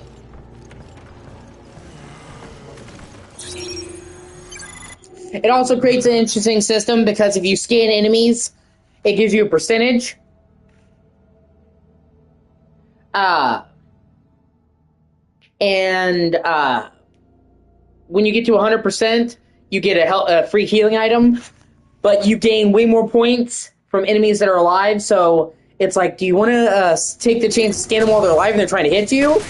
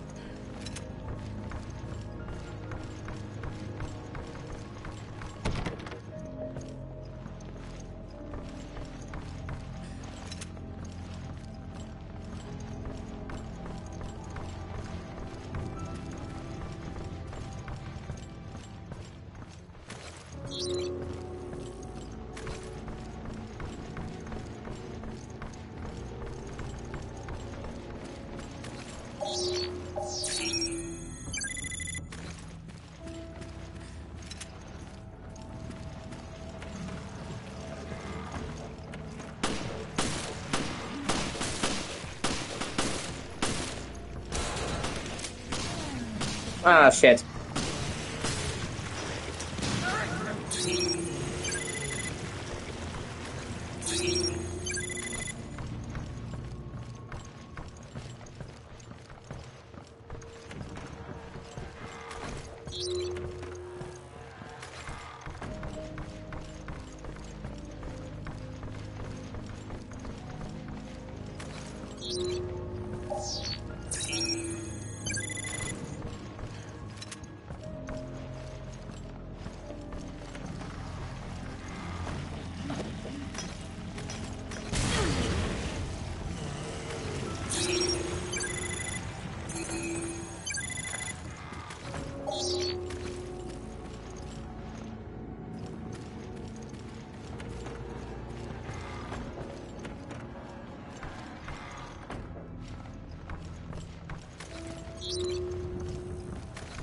Yeah, I need a room to come back here to get the shotgun once I got the fucking... whatever the fuck needs to go in this hole. Or indentation, I guess would be a better way to say.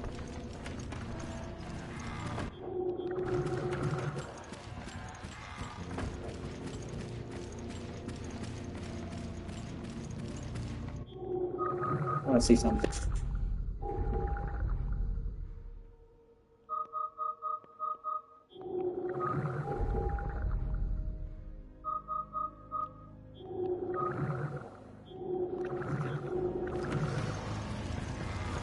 Ah, shit. Oh, fuck, I didn't even see that asshole. See, that's one that's way worse.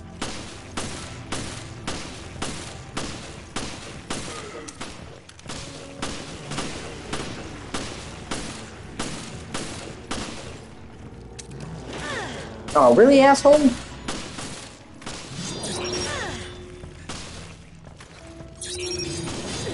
Right?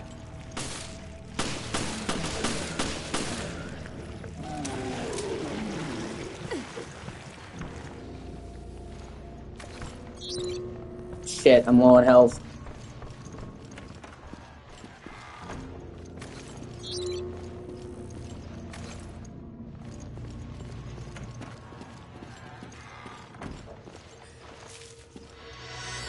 No.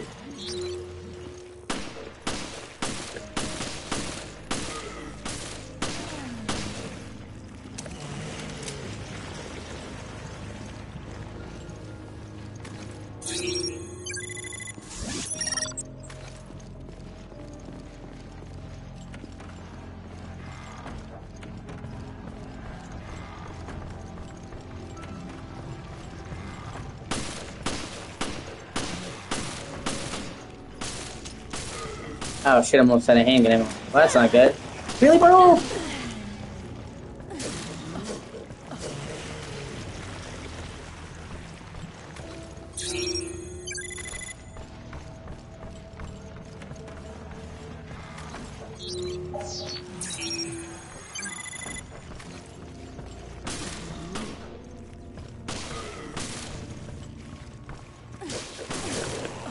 It shanked!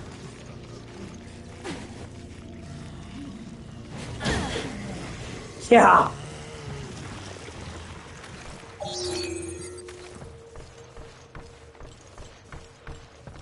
He's back!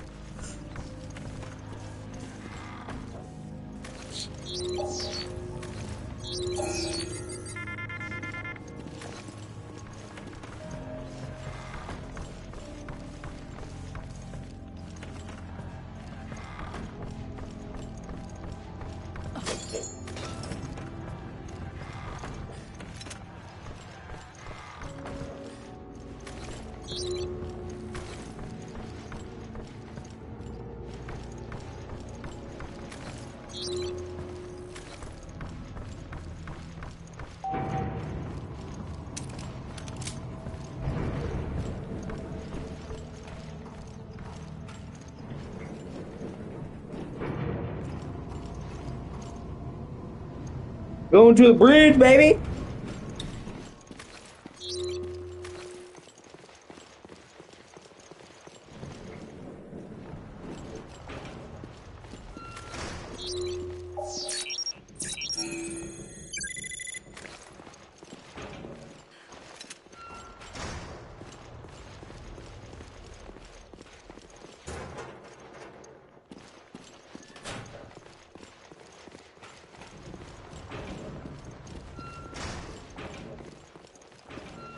I'm at the bridge.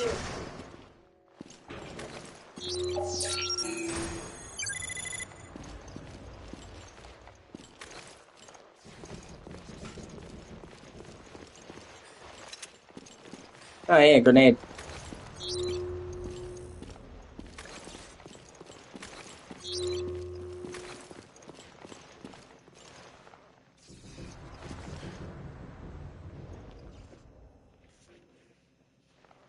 Ah! Dun-dun-dun-dun, dun-dun-dun.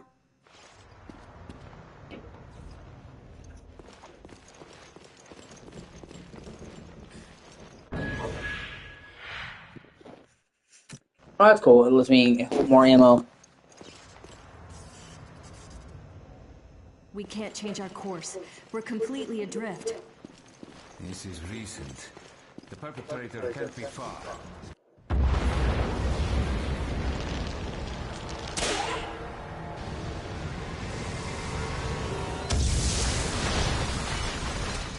Don't tell me that was the tugboat. Shit, we'll be stuck here.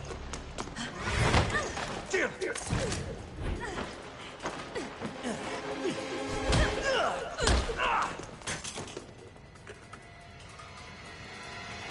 Freeze! Drop the weapon! Drop yours, Parker. And then give me. Who the hell are you?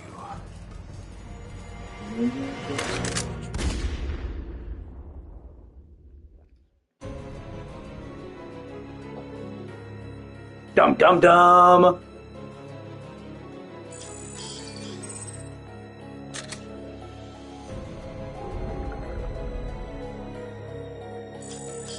Oh, it's got to end on a cliffhanger.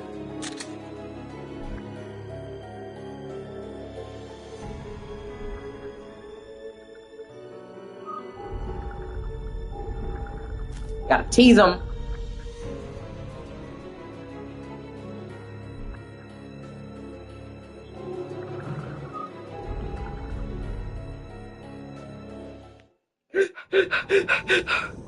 Previously on Resident Evil Revelations.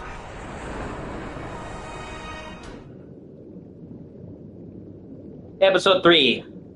Yeah, Ghost of Veltro.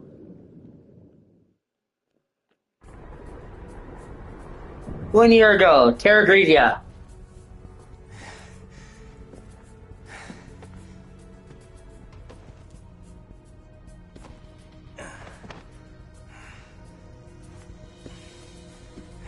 Still hurting, Cadet? No, I can still fight. That's the spirit.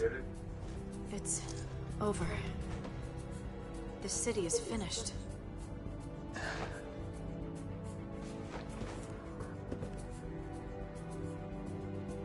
Now we're having a flashback in the city they were talking about, Terra Grigia. Your efforts are commendable. This is one wake-up call, which was long overdue.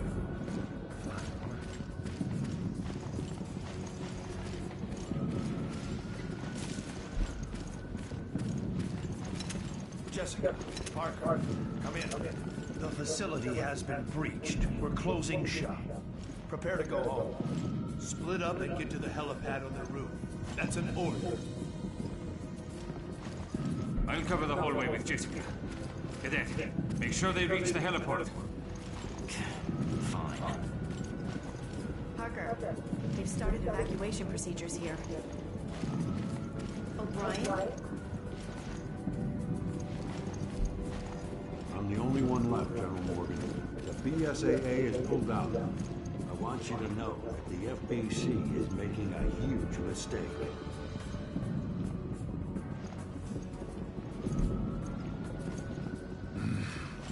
We have been at war for 3 weeks in an attempt to handle this. You think this is it? Not if we shoot all them sons of bitches first.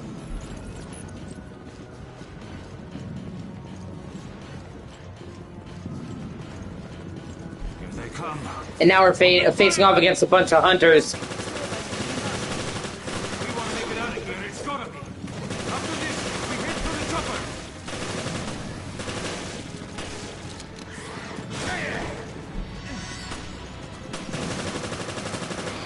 But hey, at least in this game they can insta-kill you, so...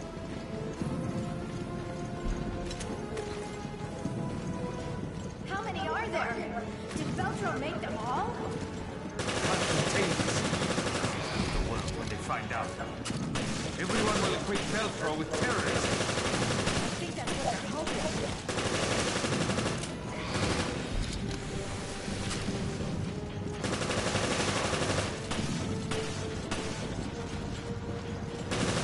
Yeah, it is too, because, you know, normally... Oh, shit. Oh, get punched. Normally you fight one or two hunters at a time, you know? Like almost never more than two. So it sucks if they can one-shot you, but it's manageable. Having them all be able to one-shot you in these vast cores would suck dick. So it's a kind of one of the ways they balance it out, you know what I mean?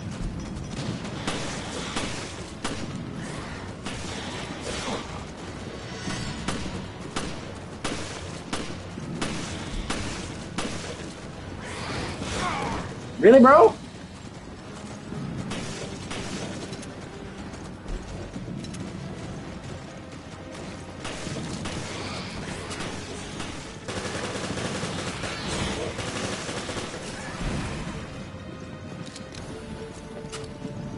And also, for the record, this was the... That takes care of that. Yeah! Right. Now it's our turn to get on that chopper. That elevator should still be operational. This way. Get to the chopper! Ah!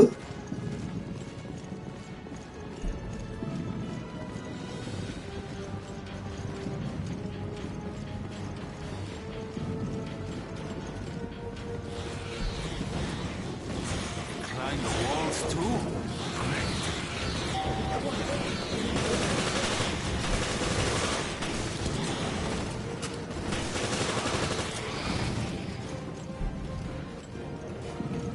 Jessica, what are you waiting for?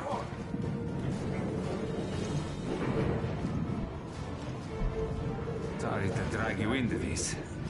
That's fine. But you're buying me dinner next time. And I'm ordering lobster. What the? Broke already? And that is the last word of the elevator. This is also the first Resident Evil that lets you shoot and aim at the same time. About stairs. Actually, I'm not sure how I feel about stairs. Well, main game, actually.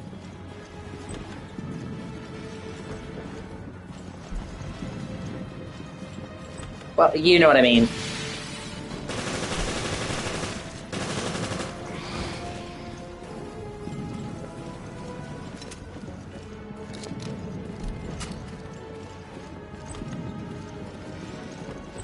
Okay.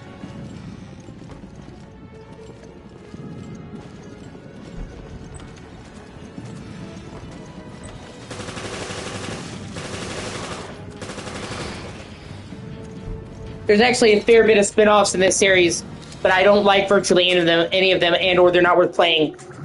They did Resident Evil Dead Aim, Survivor, Dead Aim Code Veronica,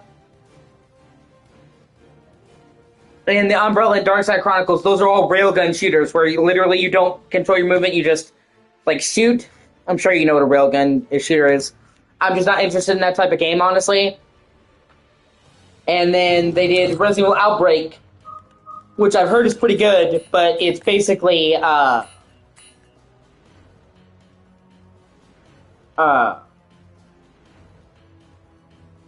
for multiplayer. It was like a multiplayer Resident Evil. I don't really do multiplayer, so out of like all the spin-offs, Revelations 1 and 2 are the only ones I really have any interest in, and like, because even though they're technically spin-offs, they still feel like Resident Evil games. Like I said, the irony being that while Resident Evil Revelations was intended as a spin-off, it wound up feeling more like a Resident Evil game than the mainline Resident Evil 6 that came out the same year. Oh, shit.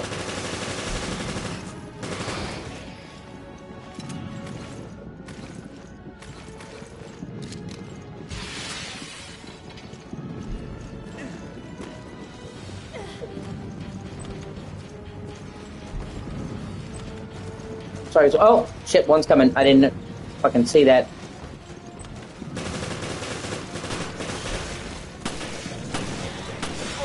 Really, bro? What are you, bouncing around now like a fucking rabbit? This thing is bouncing around more than fucking Tom Cruise on Oprah's couch.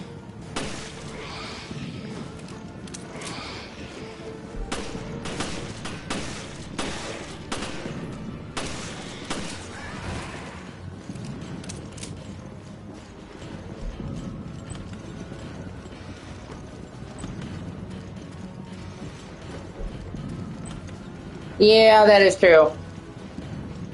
Oh shit! I was like wondering, like, where the fuck is the shotgun? Because I got ammo, but I had no shotgun. Like what?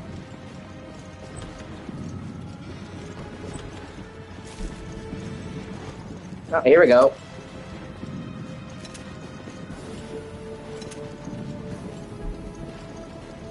Well, definitely a detour worth taking. Oh shit!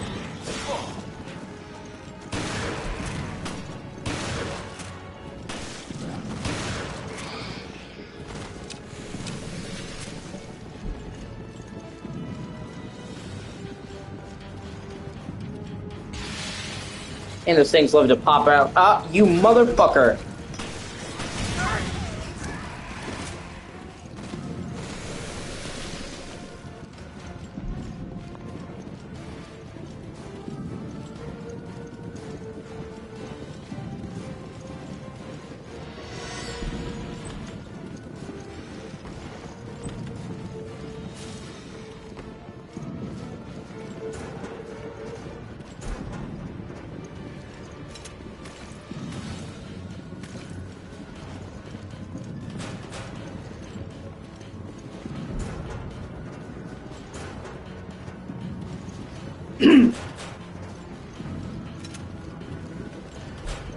So, what do you think about that O'Brien guy?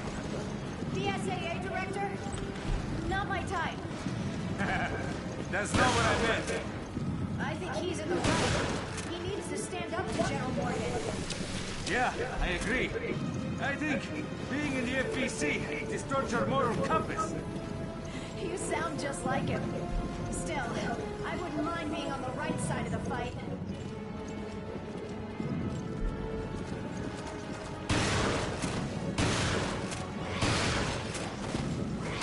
Ammo. Sometimes healing items, sometimes grenades.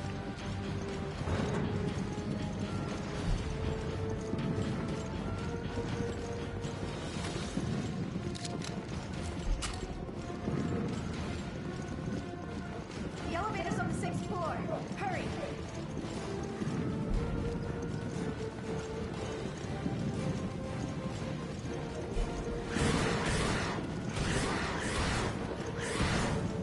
Oh shit, okay, they're banging on the door.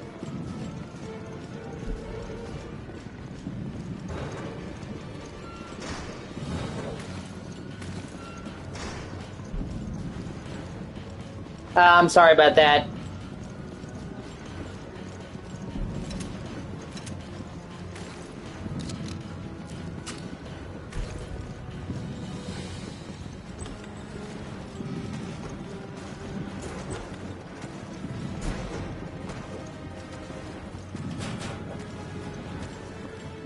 Feel like I don't fucking see you. No, they're not really great at stealth.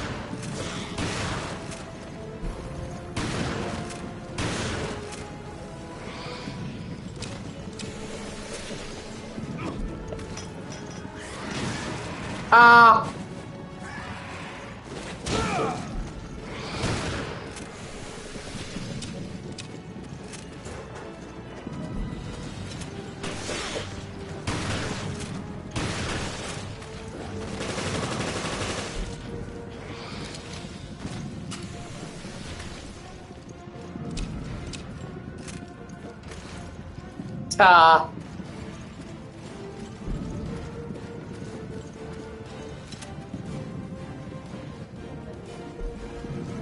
Yeah, so am I. We both have astigmatism. More like astigmatism. Ha ha!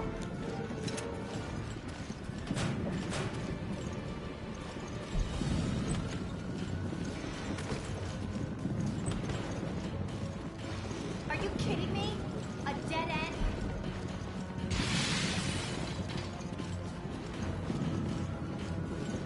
We can get through here. Give me a hand. Okay, I'm coming. For the love of God! Oh, shit. Jessica, hurry!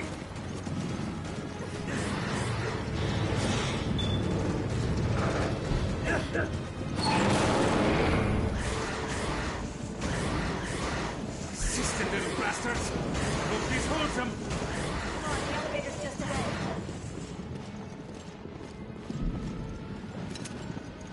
It also shows you how the city got so fucked. Because, I mean, you've seen what a couple hunters can do. Imagine a whole city. Imagine thousands of those fuckers running the streets. It'd be a pretty big problem.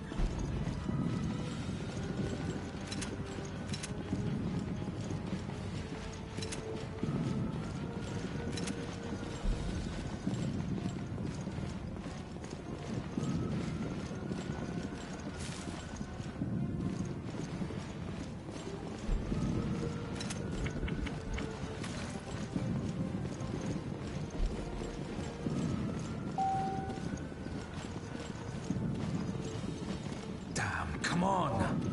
They're almost here. They're here. I think they're here for you. It's because you're a flirt. Sorry, I don't care for animal monsters.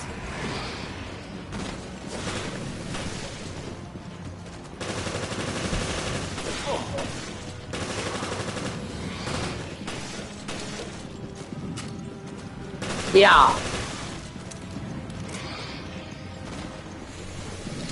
Yeah, they'll be right at home. Oh, hell yeah, prime real estate! Bop, bop, bop. Oh, yeah, also, by the way, they delayed the Sinking City 2 to next year. It was supposed to come out near the end of this year. And I kept wondering when we were going to hear about the release date, because there's, like, no thing, you know, and they, like, it's going to come out sometime in the first half of next year. I forgot to mention that to you. Because they're actually in Ukraine, and they're actually having to deal with the shit going on in Ukraine with bombs and shit. And they said they ran into hurdles.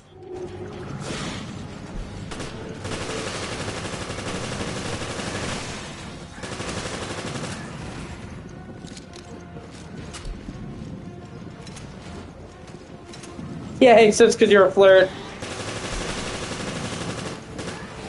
Maybe they just wanted to kiss him, so they'll turn into a prince.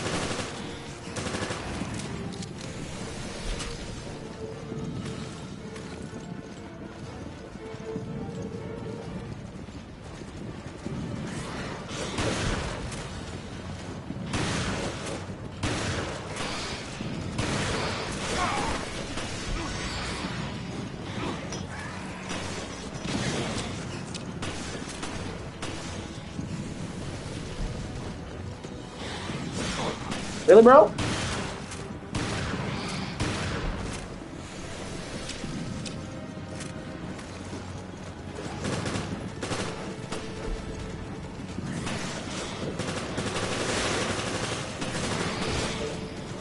Shit. Oh god, there's so many.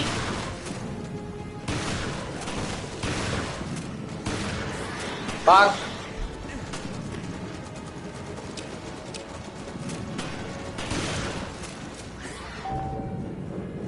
Like, Jessica, get in the fucking elevator!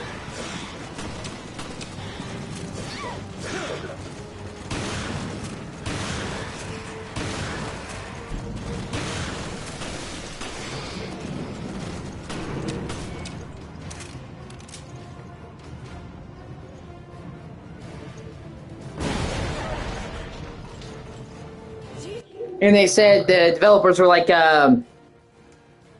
you know, we're not in danger, we're not in an active war zone, but we keep facing, like, shortages and power outages. Yeah. So they're not, like, in an active war zone. They're not in danger, like, being killed. It's just they're dealing with the other fallout from the region. They're not being power for them to work on the game when they have a shortage. Them having shortage of resources coming in, you know what I mean? So they're like, the game was progressing slower than anticipated, and they said rather than release it and it be unfinished, we're just going to delay it to sometime early next year so we can make sure this is done, which I agree. I thought it was going to stop again. Yeah, we're fine. But that was crazy. I can't And, believe like, we it sucks, but I do get it. City with the solar energy satellite. Raccoon City all over again. Yes. Wiped off the face of the earth. By tomorrow morning, Terra Grigia will be just a name in a history book.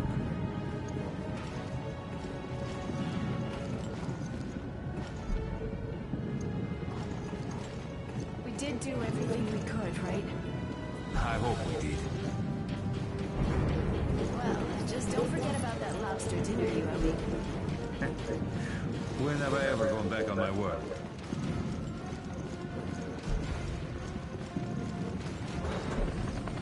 They did show off some more looks at it, though. They've shown off some more like gameplay and looks at it. It looks fucking great. So I have no doubt it'll be worth the wait. Ladies first. Yeah. Well, they explained that too. They said, this is like, they're like, we love games and we love making games, but this is also a job. We employ these people, and if we stop making games, we stop being able to write the checks and pay our employees. So, like, we kind of have to keep going. And they make enough money to live, but they don't make enough money to just outsource all their office to another place. You know what I mean? Like, several big companies who had Ukraine offices were able to just move them out of the country. They're like, we're a smaller developer. We can't just, pack up and move to another country. So, but at the same time, if they don't make any games, they don't write the checks, they're like, we kind of have to keep our employees paid. We gotta keep working. So,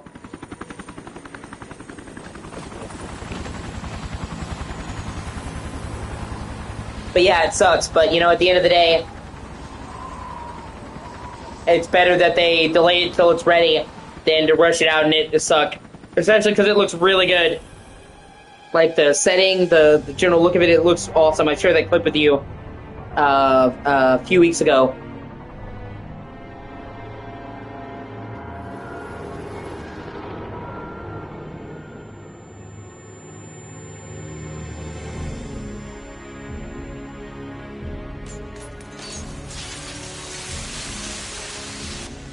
It's triggered a chain reaction. Look. Yeah, exactly.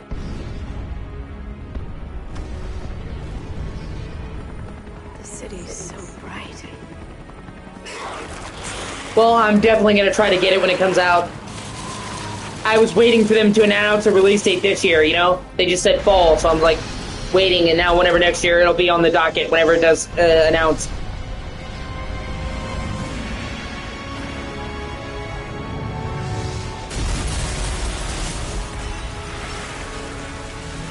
They've said,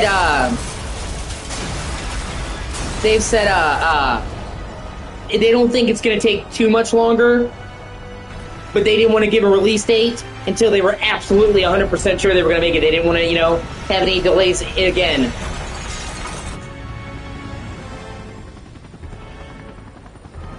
G'S. No more.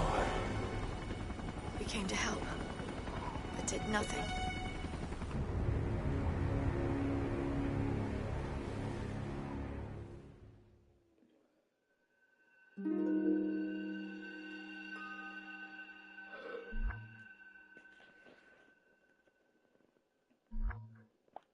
So they tentatively said the first half of 2026. I think it's probably going to wind up coming out in like spring or so. I don't think it's going to be that much longer. They just, they just said we're not going to commit to a full date until we're like 100% sure, because like what happened now, shit could get in the way. So I understand that. But, the first game was really good. Like I said, you loved the setting and the atmosphere of the first game. And with the second game, it looks like they're turning it way up. Much prettier, better combat, better atmosphere, like what a sequel should be. And the first game was good, but it wasn't all there. Like, you could tell they workshopped the idea, like, it could be great. And it looks like the sequel is going to get there and be fucking fantastic. And, like, you are directly in Arkham in, the second game, which is, like, the H.P. Lovecraft city. So that's exciting as well.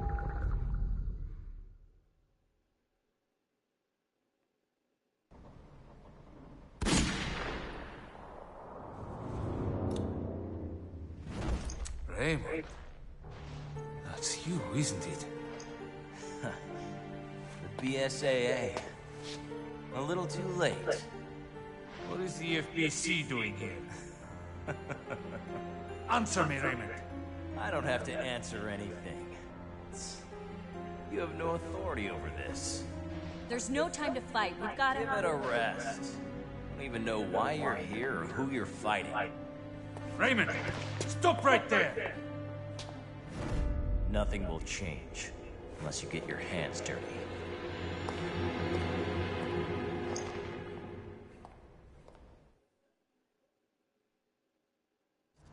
Now we're back playing Jill. Ship too. What's going on here? We're operating without any intel. We need to search this ship for answers. Not that I relish the idea.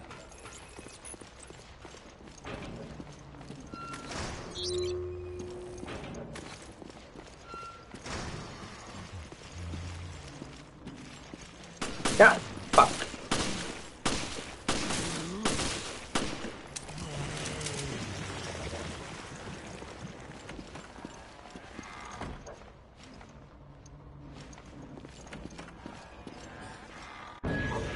Oh, sweet.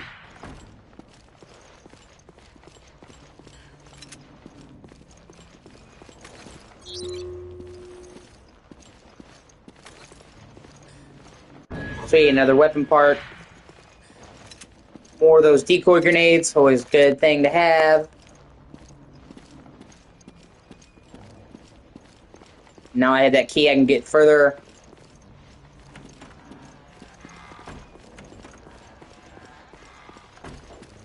It's the home key, so anywhere that has the wheel.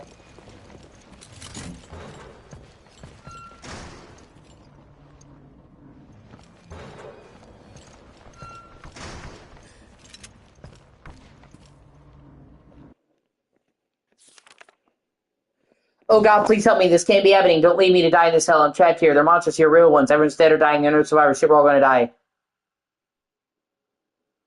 Yeah. Well, I can always go back to that whenever you get time. We should But yeah, it find the definitely makes an emergency impression. communication room if we go through the hall.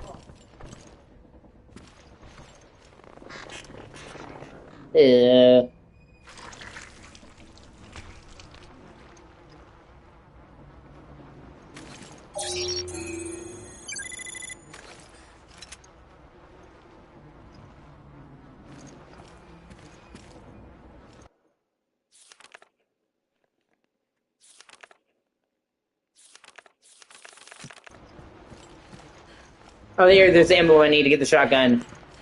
Oh, yeah. We should go to the emergency communication room. Maybe try to contact HQ.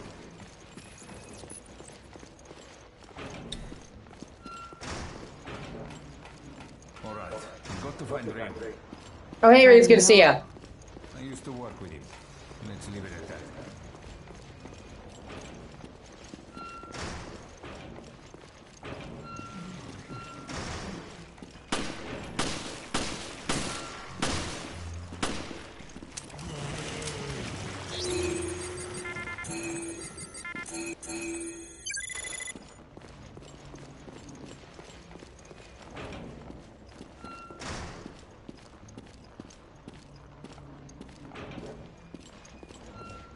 Just getting by.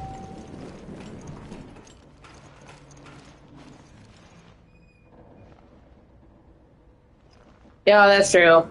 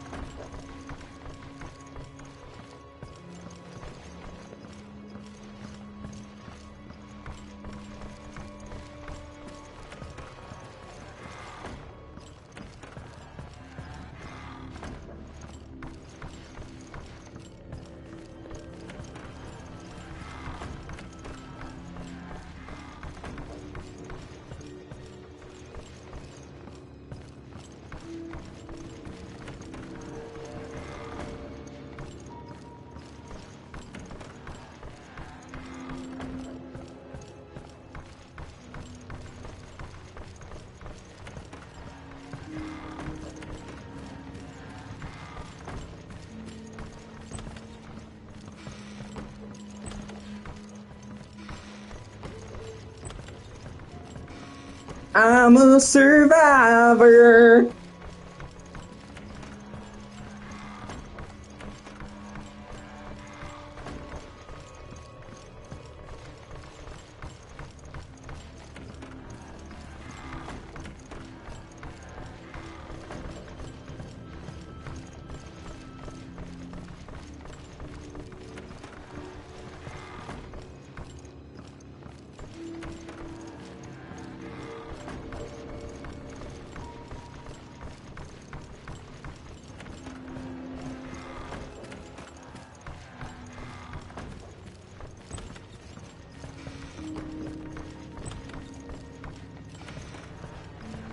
Ah, shit.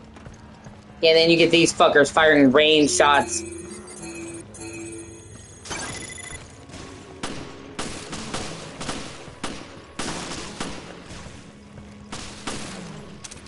Like assholes.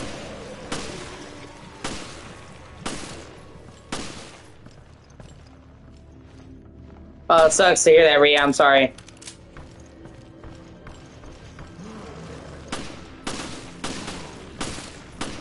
God, man. Do you know what's happening, or like...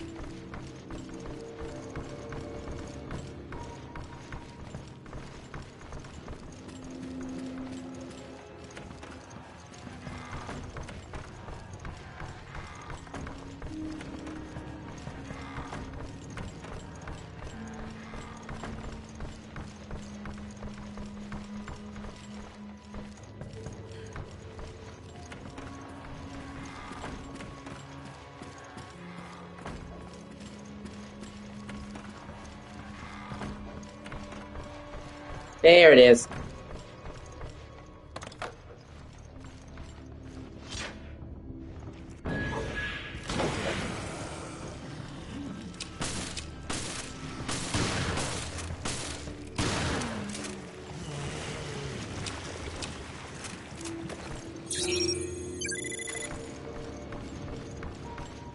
That sucks.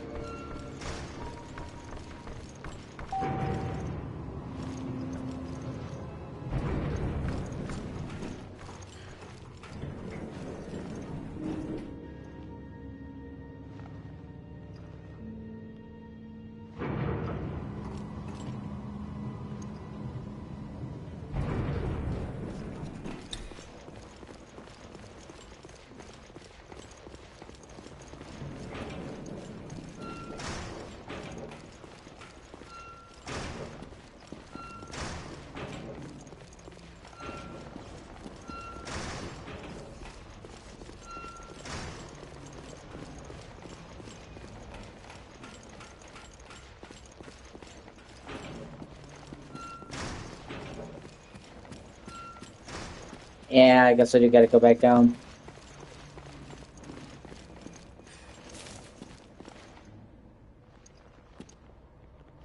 The fuck do you mean it's not working? The blooming fucking elevator! I don't even know what I'm doing anymore.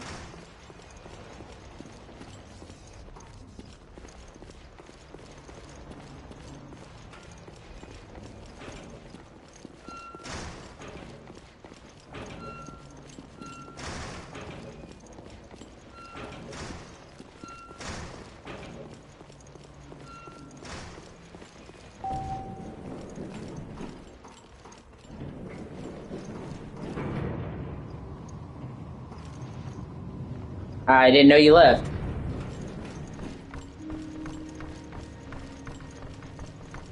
Oh, hey, Chris.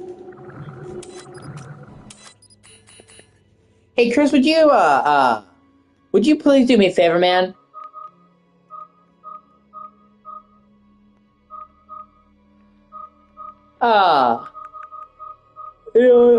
Sorry, excuse me.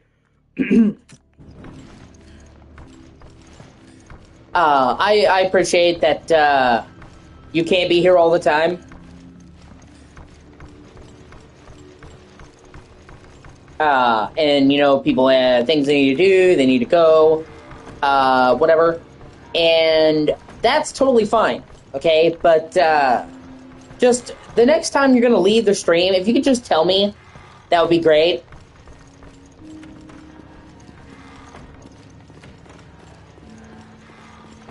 Because, like, you know, I'll just, like, be talking and trying to say something, and, oh, no, shit, you're gone. And they're like, well, okay. That's not anything to be sorry about, I'm just saying, you know, it's a pet peeve of mine. I don't want to be sitting here talking for 10 minutes and, oh, shit, I was screaming into the void. Yeah, I don't just talk to hear myself speak. It's not, like, a big deal, I'm just saying in the future.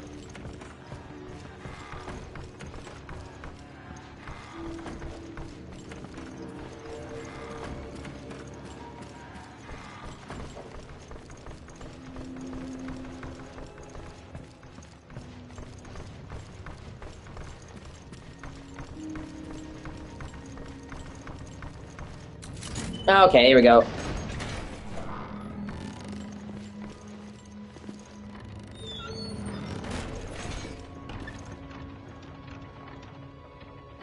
There's Resident Evil Revelations. And now you have this beautiful central foyer, which also looks super great. There's some places that are really pretty in this game, like I said, for a fucking, for what was essentially a handheld game in 2012, this game looks awesome.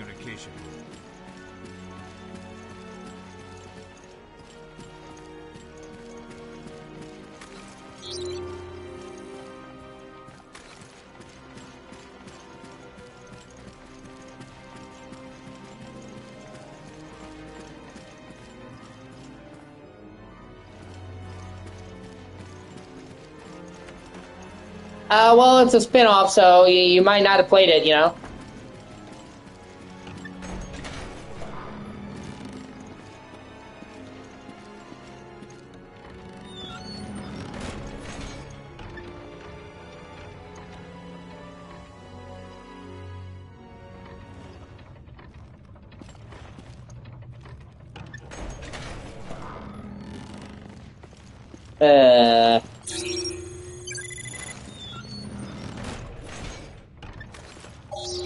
Well, isn't this fucking hunky-dory? What is this place?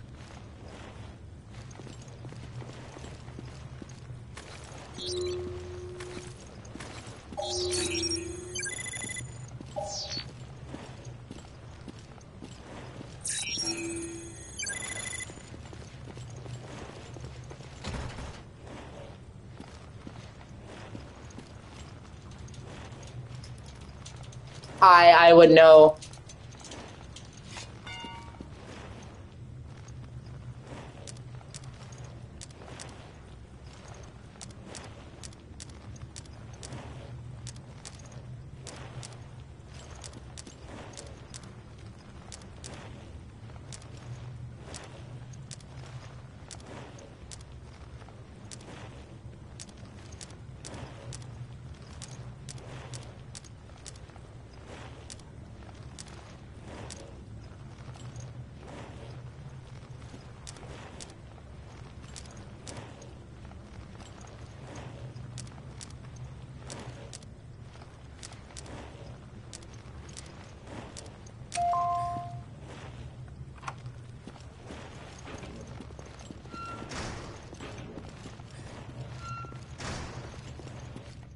Yeah, that's what you're gonna do. Oh, sweet, sniper rifle.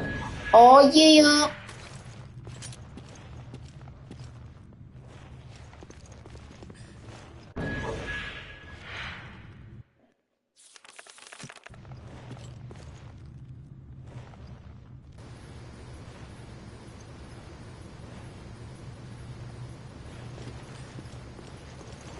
Yeah, I'm not.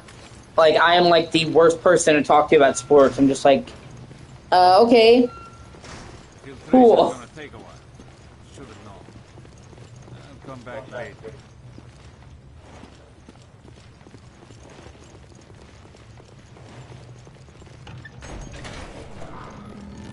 I'm a fucking nerd.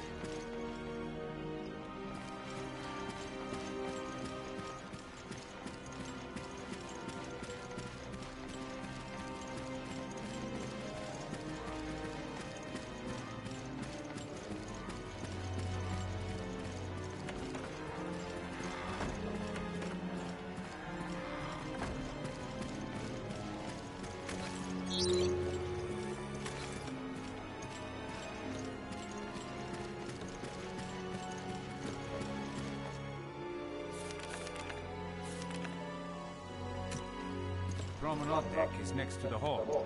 Let's go. We should be able to find the key we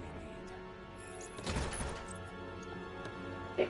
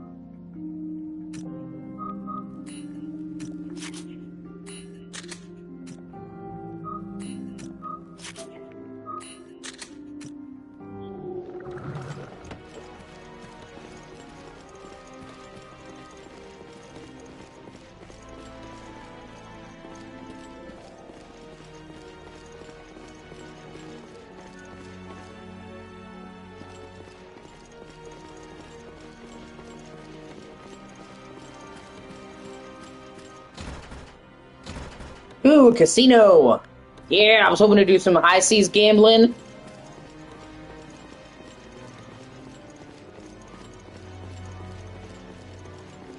Yeah, I remember you saying you really liked, Sparking Zero.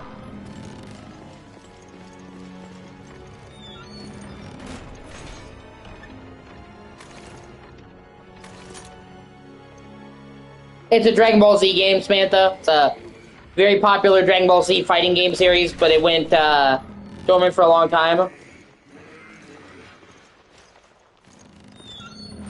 Yeah, and I'm pretty sure there's like a shopping mall in this ship, which is cool.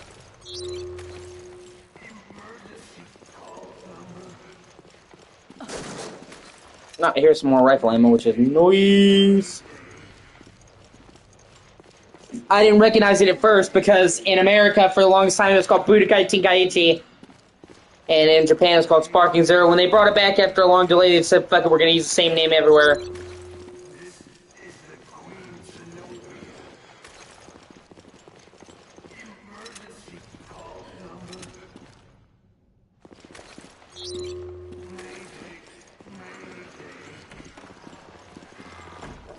Looks like we found the promenade deck. Shit.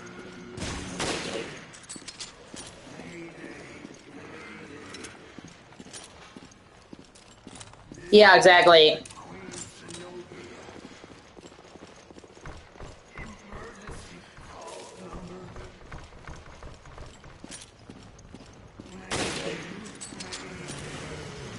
Monsters hiding behind every corner.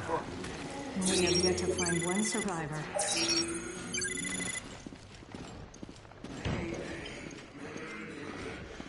Effects are pretty cool too, like the amount of environments. This game has a lot more environmental variety than you'd think for a cruise ship setting.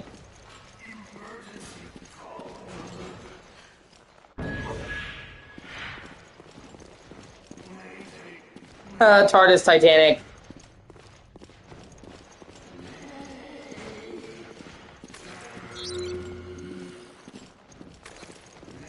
It's the wibbly wobbly timey wimey cruise ship.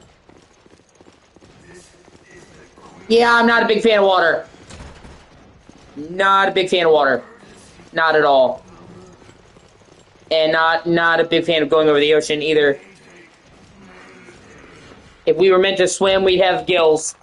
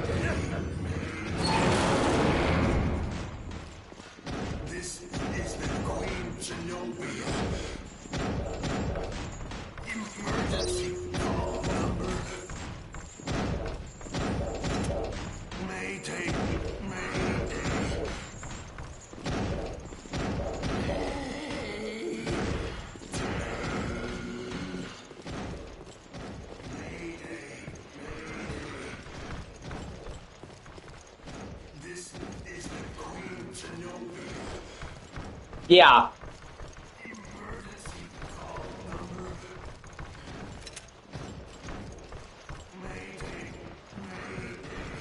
Yeah.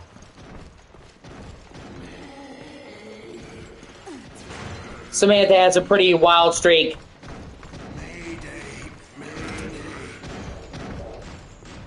She's done some crazy shit.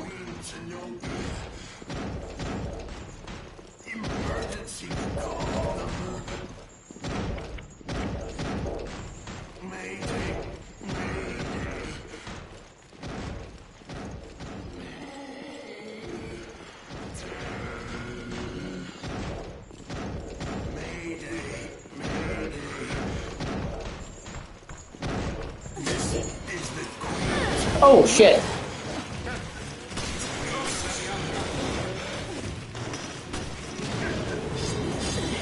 Aw, yeah, you asshole.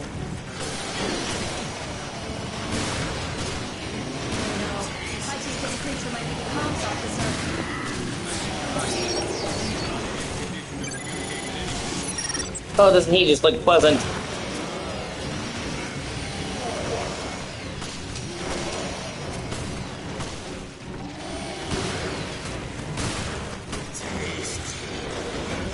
Oh my god. Oh, fuck. Yeah, he killed me.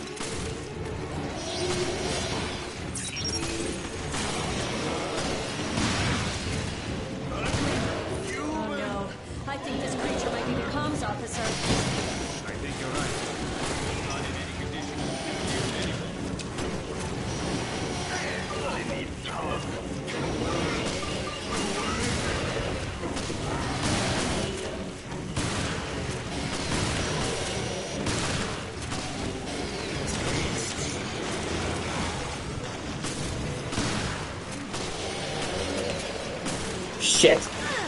Ah.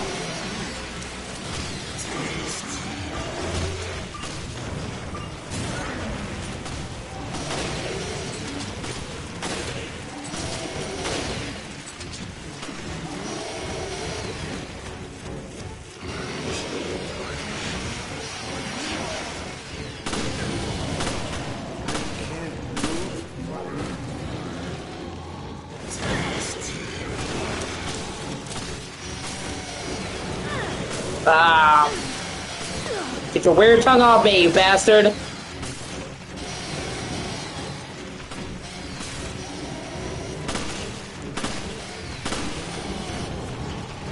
Ah, shit.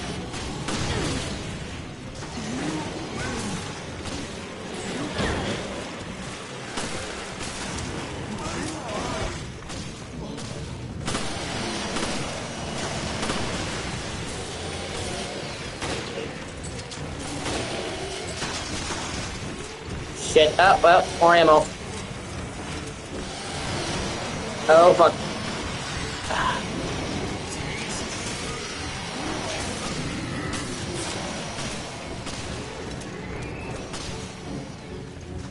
Let him come over here, cocksuckers.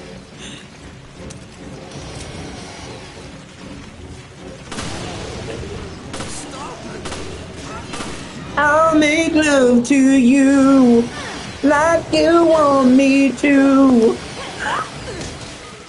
Oh god, that's what I thought of just now. Right? Yeah, I agree.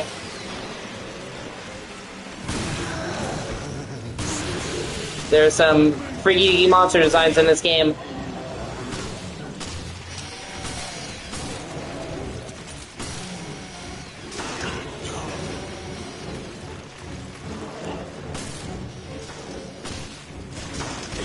Ah, you bastard.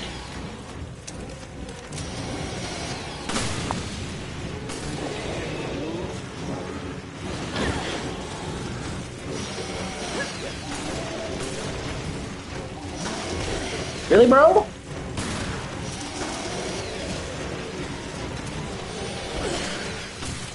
Oh, come on, they laid traps. Fuck them.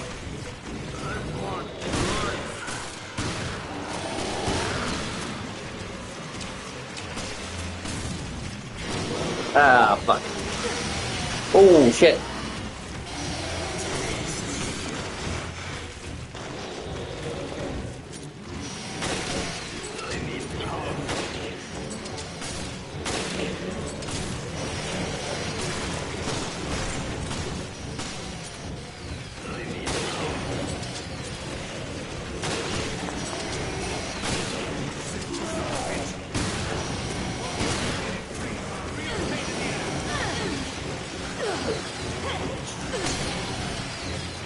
God, they're coming everywhere. Fuck me. Well, I'm out of healing items. Of course I am. Fuck a duck.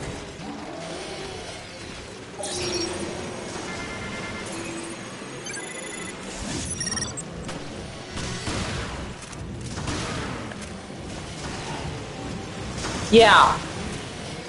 It was originally on 3DS, but they upgraded it for modern consoles. Well, modern now, saying PS4, but you can play it on PS5.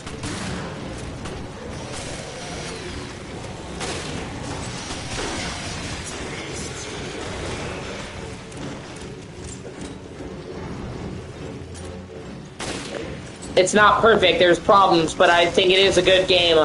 And at the time, after Resident Evil 6 was an action game that wasn't what people wanted, this was a much-needed return to horror. Maybe not like the classic games, it's not like Resident Evil 1, but it was actually intense and scary in a way that 6 wasn't really.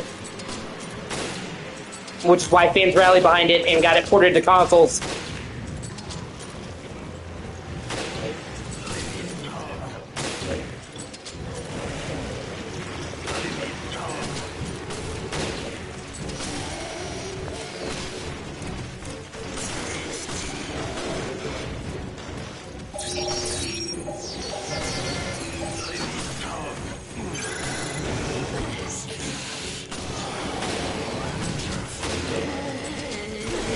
Oh, he's finally dead. Holy shit. Oh.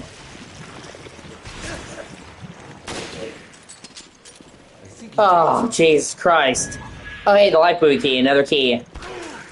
Fuck me. Is that the key to the emergency communication room? Yeah. Leave this monster-infested hellhole. Oh, well, shit happens, man. I wouldn't hold it against yourself.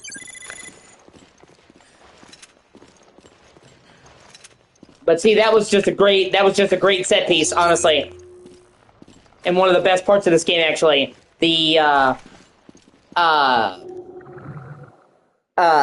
whole setting, like the promenade with shops, almost like apartment blocks with verandas, is really unique for a ship. It's not something you're expecting to see in a ship. It's wide open. It gives you multiple ways to go through the objective. You're hoarded with enemies. They give you just enough ammo to get by. You have the canisters to fire. You got range. You're doing a lot of stuff like that. Whole segment was just really well executed.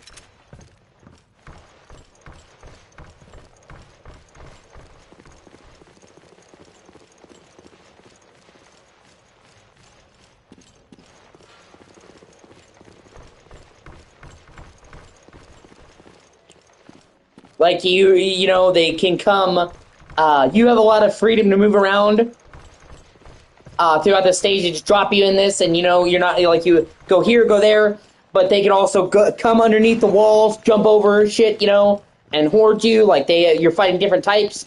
The big fat, fucker, with the chainsaw, the, grunts, the range enemies, it's really well designed.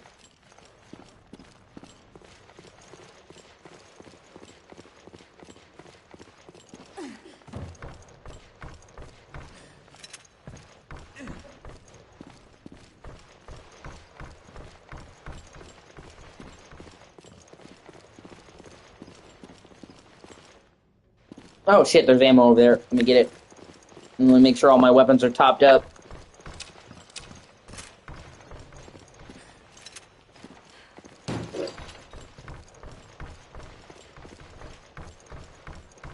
And this came at a time where after Resident Evil 6 wasn't quite what the fan base wanted. They really wanted more traditional Resident Evil, more horror-oriented Resident Evil. Like I said, 6 is a great game. It's just not very horror.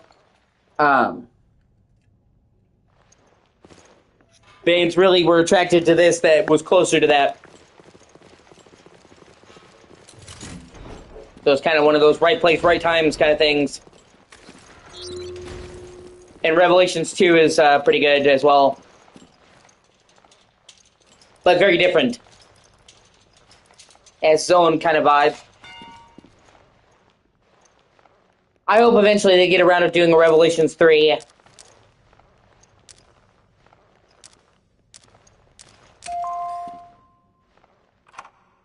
Originally, the plan was for the main Resident Evil series to be more horror, more action-oriented with 6, and Revelations to be more traditional. But then after there was like a massive backlash to 6, they were like, okay, we just need to make the main one. So it kind of made Revelations more redundant, but it's still cool to have Revelations, and I like the idea of having a Resident Evil game that's set between other Resident Evil games. So Revelations 1 is set between 4 and 5. Revelations 2 is set between 5 and 6. And it gave them the opportunity to include characters that kind of were neglected by the mainline games, because they can only include so many in the mainline games. So Revelations 1 was the first game in many years to let you play as Jill. Jill is in RE5, but she's not a playable character in it, unless you play the DLC co-op or whatever. But I'm not talking about that. That's like a short DLC. And then Claire hadn't been a lead in a game since 2000, and then finally in 2014 they brought her, or was it, no, I'm sorry, 2015, when they did Revelations 2, it was the first game in like literally 15 years where you could play as Claire. And then for the first time you could play as Barry. So, you know, Revelations allowed them to give characters that hadn't gotten a turn in the spotlight for a while another chance to shine, and I'm all for that. Resident Evil has plenty of characters that don't get enough love.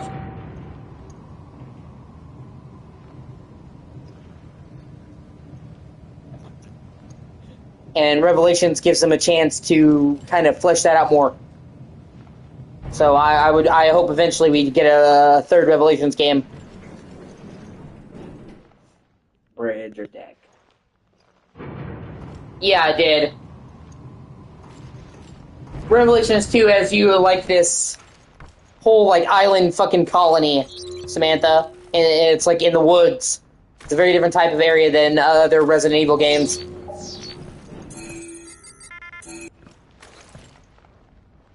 Oh yeah, this is kind of like a, yeah, there you go, let's see. And it's great in its own right. Ooh, hey, more weapon part. Oh no, it's an ammo canister, okay.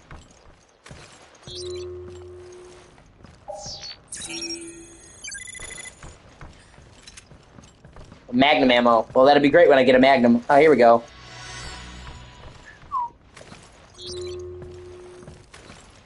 Yeah.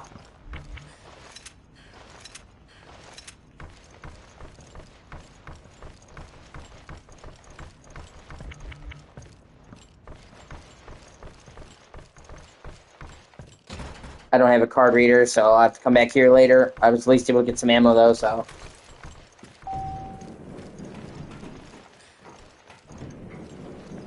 And we'll never know the truth of this. But from what I heard,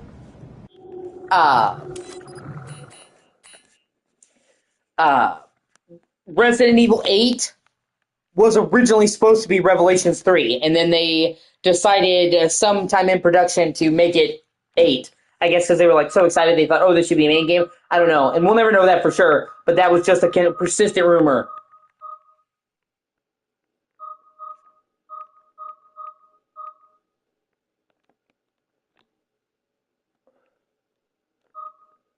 Let me see.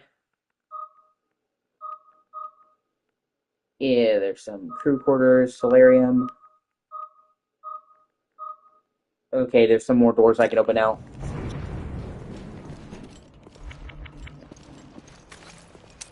And I can kind of see that. I think you'll like 8 a lot, Samantha.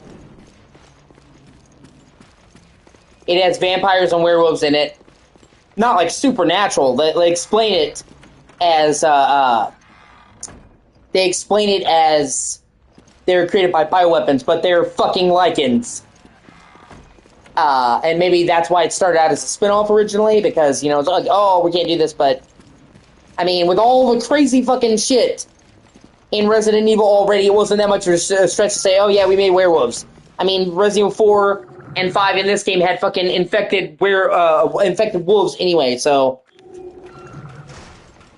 It also went viral because one of the main enemies in Resident Evil 8 is this chick called Lady Dimitrescu. And she is this old-fashioned kind of 50s-looking chick. She's got, like, you know, an old dress, a bonnet hat, you know, and she's super tall. She's, like, 8 feet tall, and she's a big-titty gothic vampire chick. And people went fucking crazy over her, the internet. It's like, oh no, the big-titty gothic vampire's gonna get me! And it became a meme. It was funny, but at a certain point, it did get kind of old. Because it was like, that was all anybody would talk about. Like, I know it's like, oh, a big titty goth vampire chick. Cool. But at the same time, like, I also want to talk about the actual game. You know, it's the same thing that frustrated me with Nier. Every time you bring up fucking Nier, it's always 2B. Yeah, I get it. She's fat fuel, but, you know, there's like a fucking game there. Hold on. I'm gonna look up a picture so I can show you, Samantha.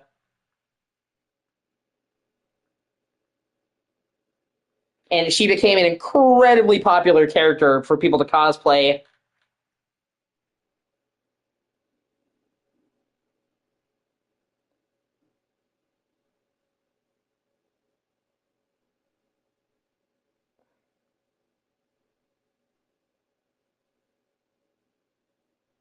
And she has, like, 3 vampire daughters. So just like a fucking harem.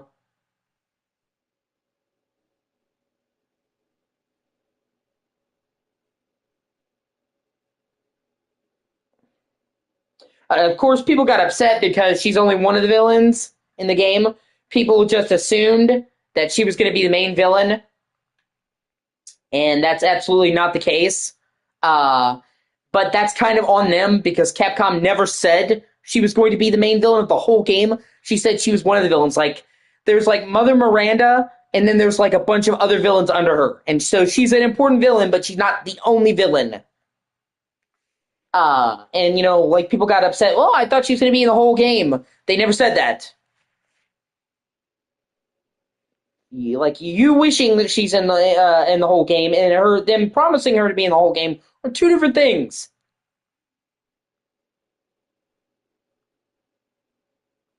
And I'm sending you 2 pictures of her, Samantha, and her daughters, so you can see why people went crazy. And it became a whole fucking thing.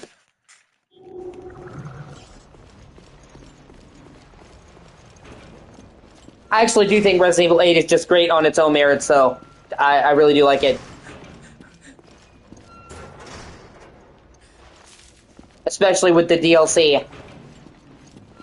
They released a story expansion for RE8 called Shadows of Rose that was fucking outstanding.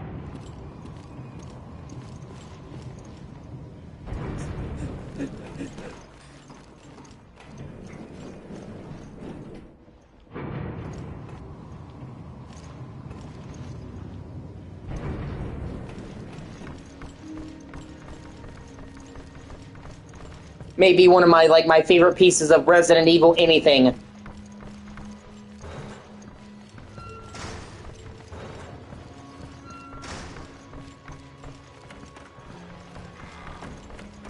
But yeah, I sent you 2 pictures of her to your Facebook, Samantha. So you can see them big old vampire goth titties.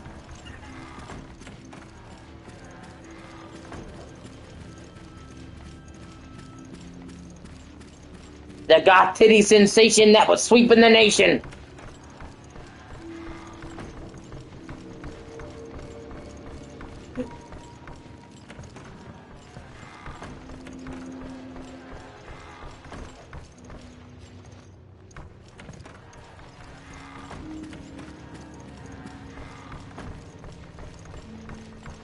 Here we go.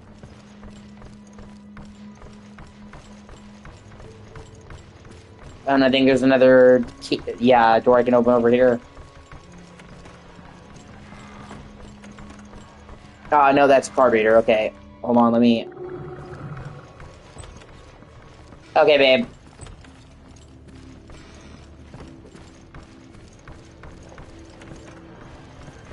Good old YouTube being YouTube.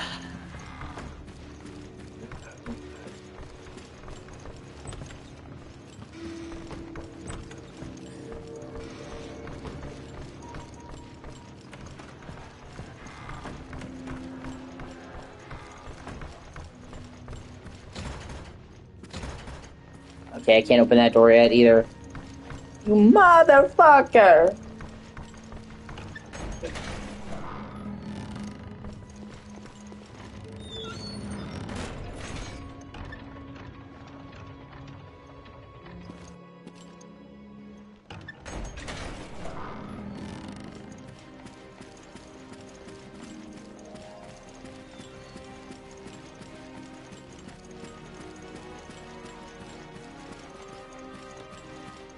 Here we go.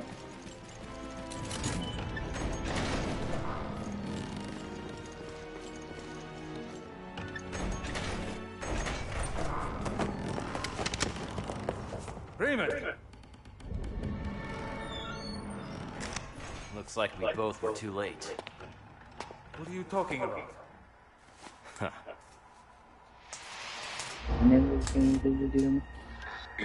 Creatures who do not yet know of us. The time Both of you. has come.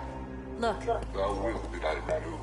The desperate grief wrings my heart already. Little masked friend.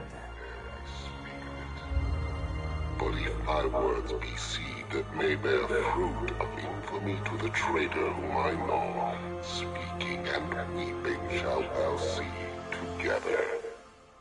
Yay! I know not who thou art, nor by what mode thou hast come down here. The world is in our hands. This is the T-Abyss virus, and we're equipped to infect 1/5 of the Earth's waters.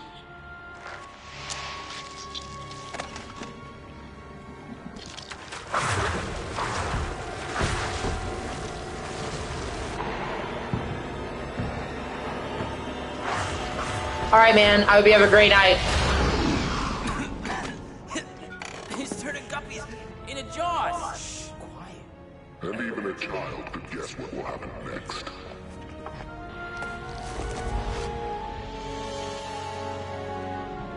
We are Veltri, vengeful messengers from the depths of the Inferno. So this is our man. I knew it was Veltro. Abandon hope, all ye who enter here. Abandon hope? He's quoting Dante. Send a team to Valcoin and Mock Airport. Look for something linked to this ship, O'Brien. Yes, I read you. I'll send Quint and Keith. Oh, God. You two. Most of the story is great. I hate snow. But Quinn and Keith fucking suck so much. Just find out anything you can on Veltro.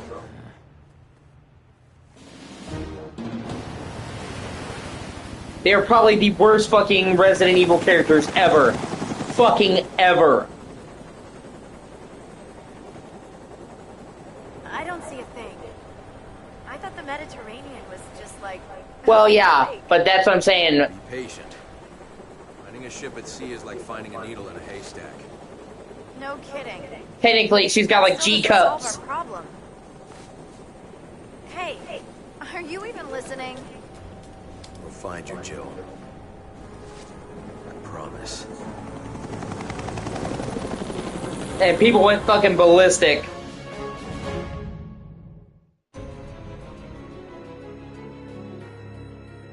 Even the developers of the game didn't think people would go as crazy over her as they did.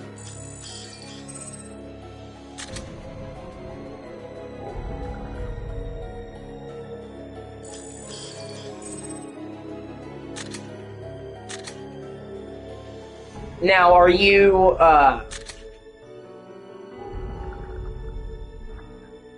if you're tired, I'll let you go to bed. It's almost 11. And I can save this game for us to play together if you'd like. And then I can play Resident Evil 5 myself. If that's what you want.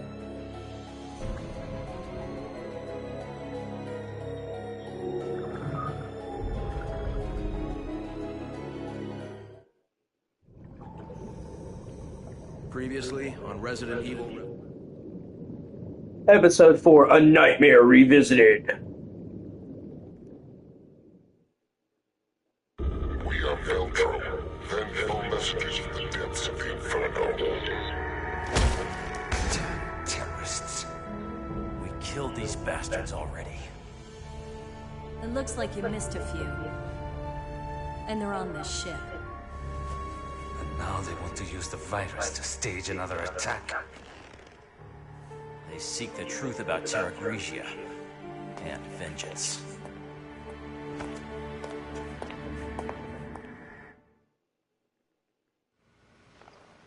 Jill, look at this. The whole ship's out of power.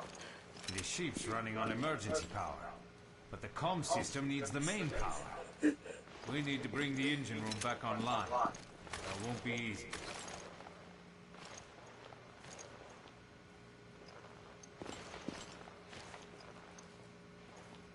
Alright, I will end this part and I'll call you back and wish you good night. I'll be back, everybody.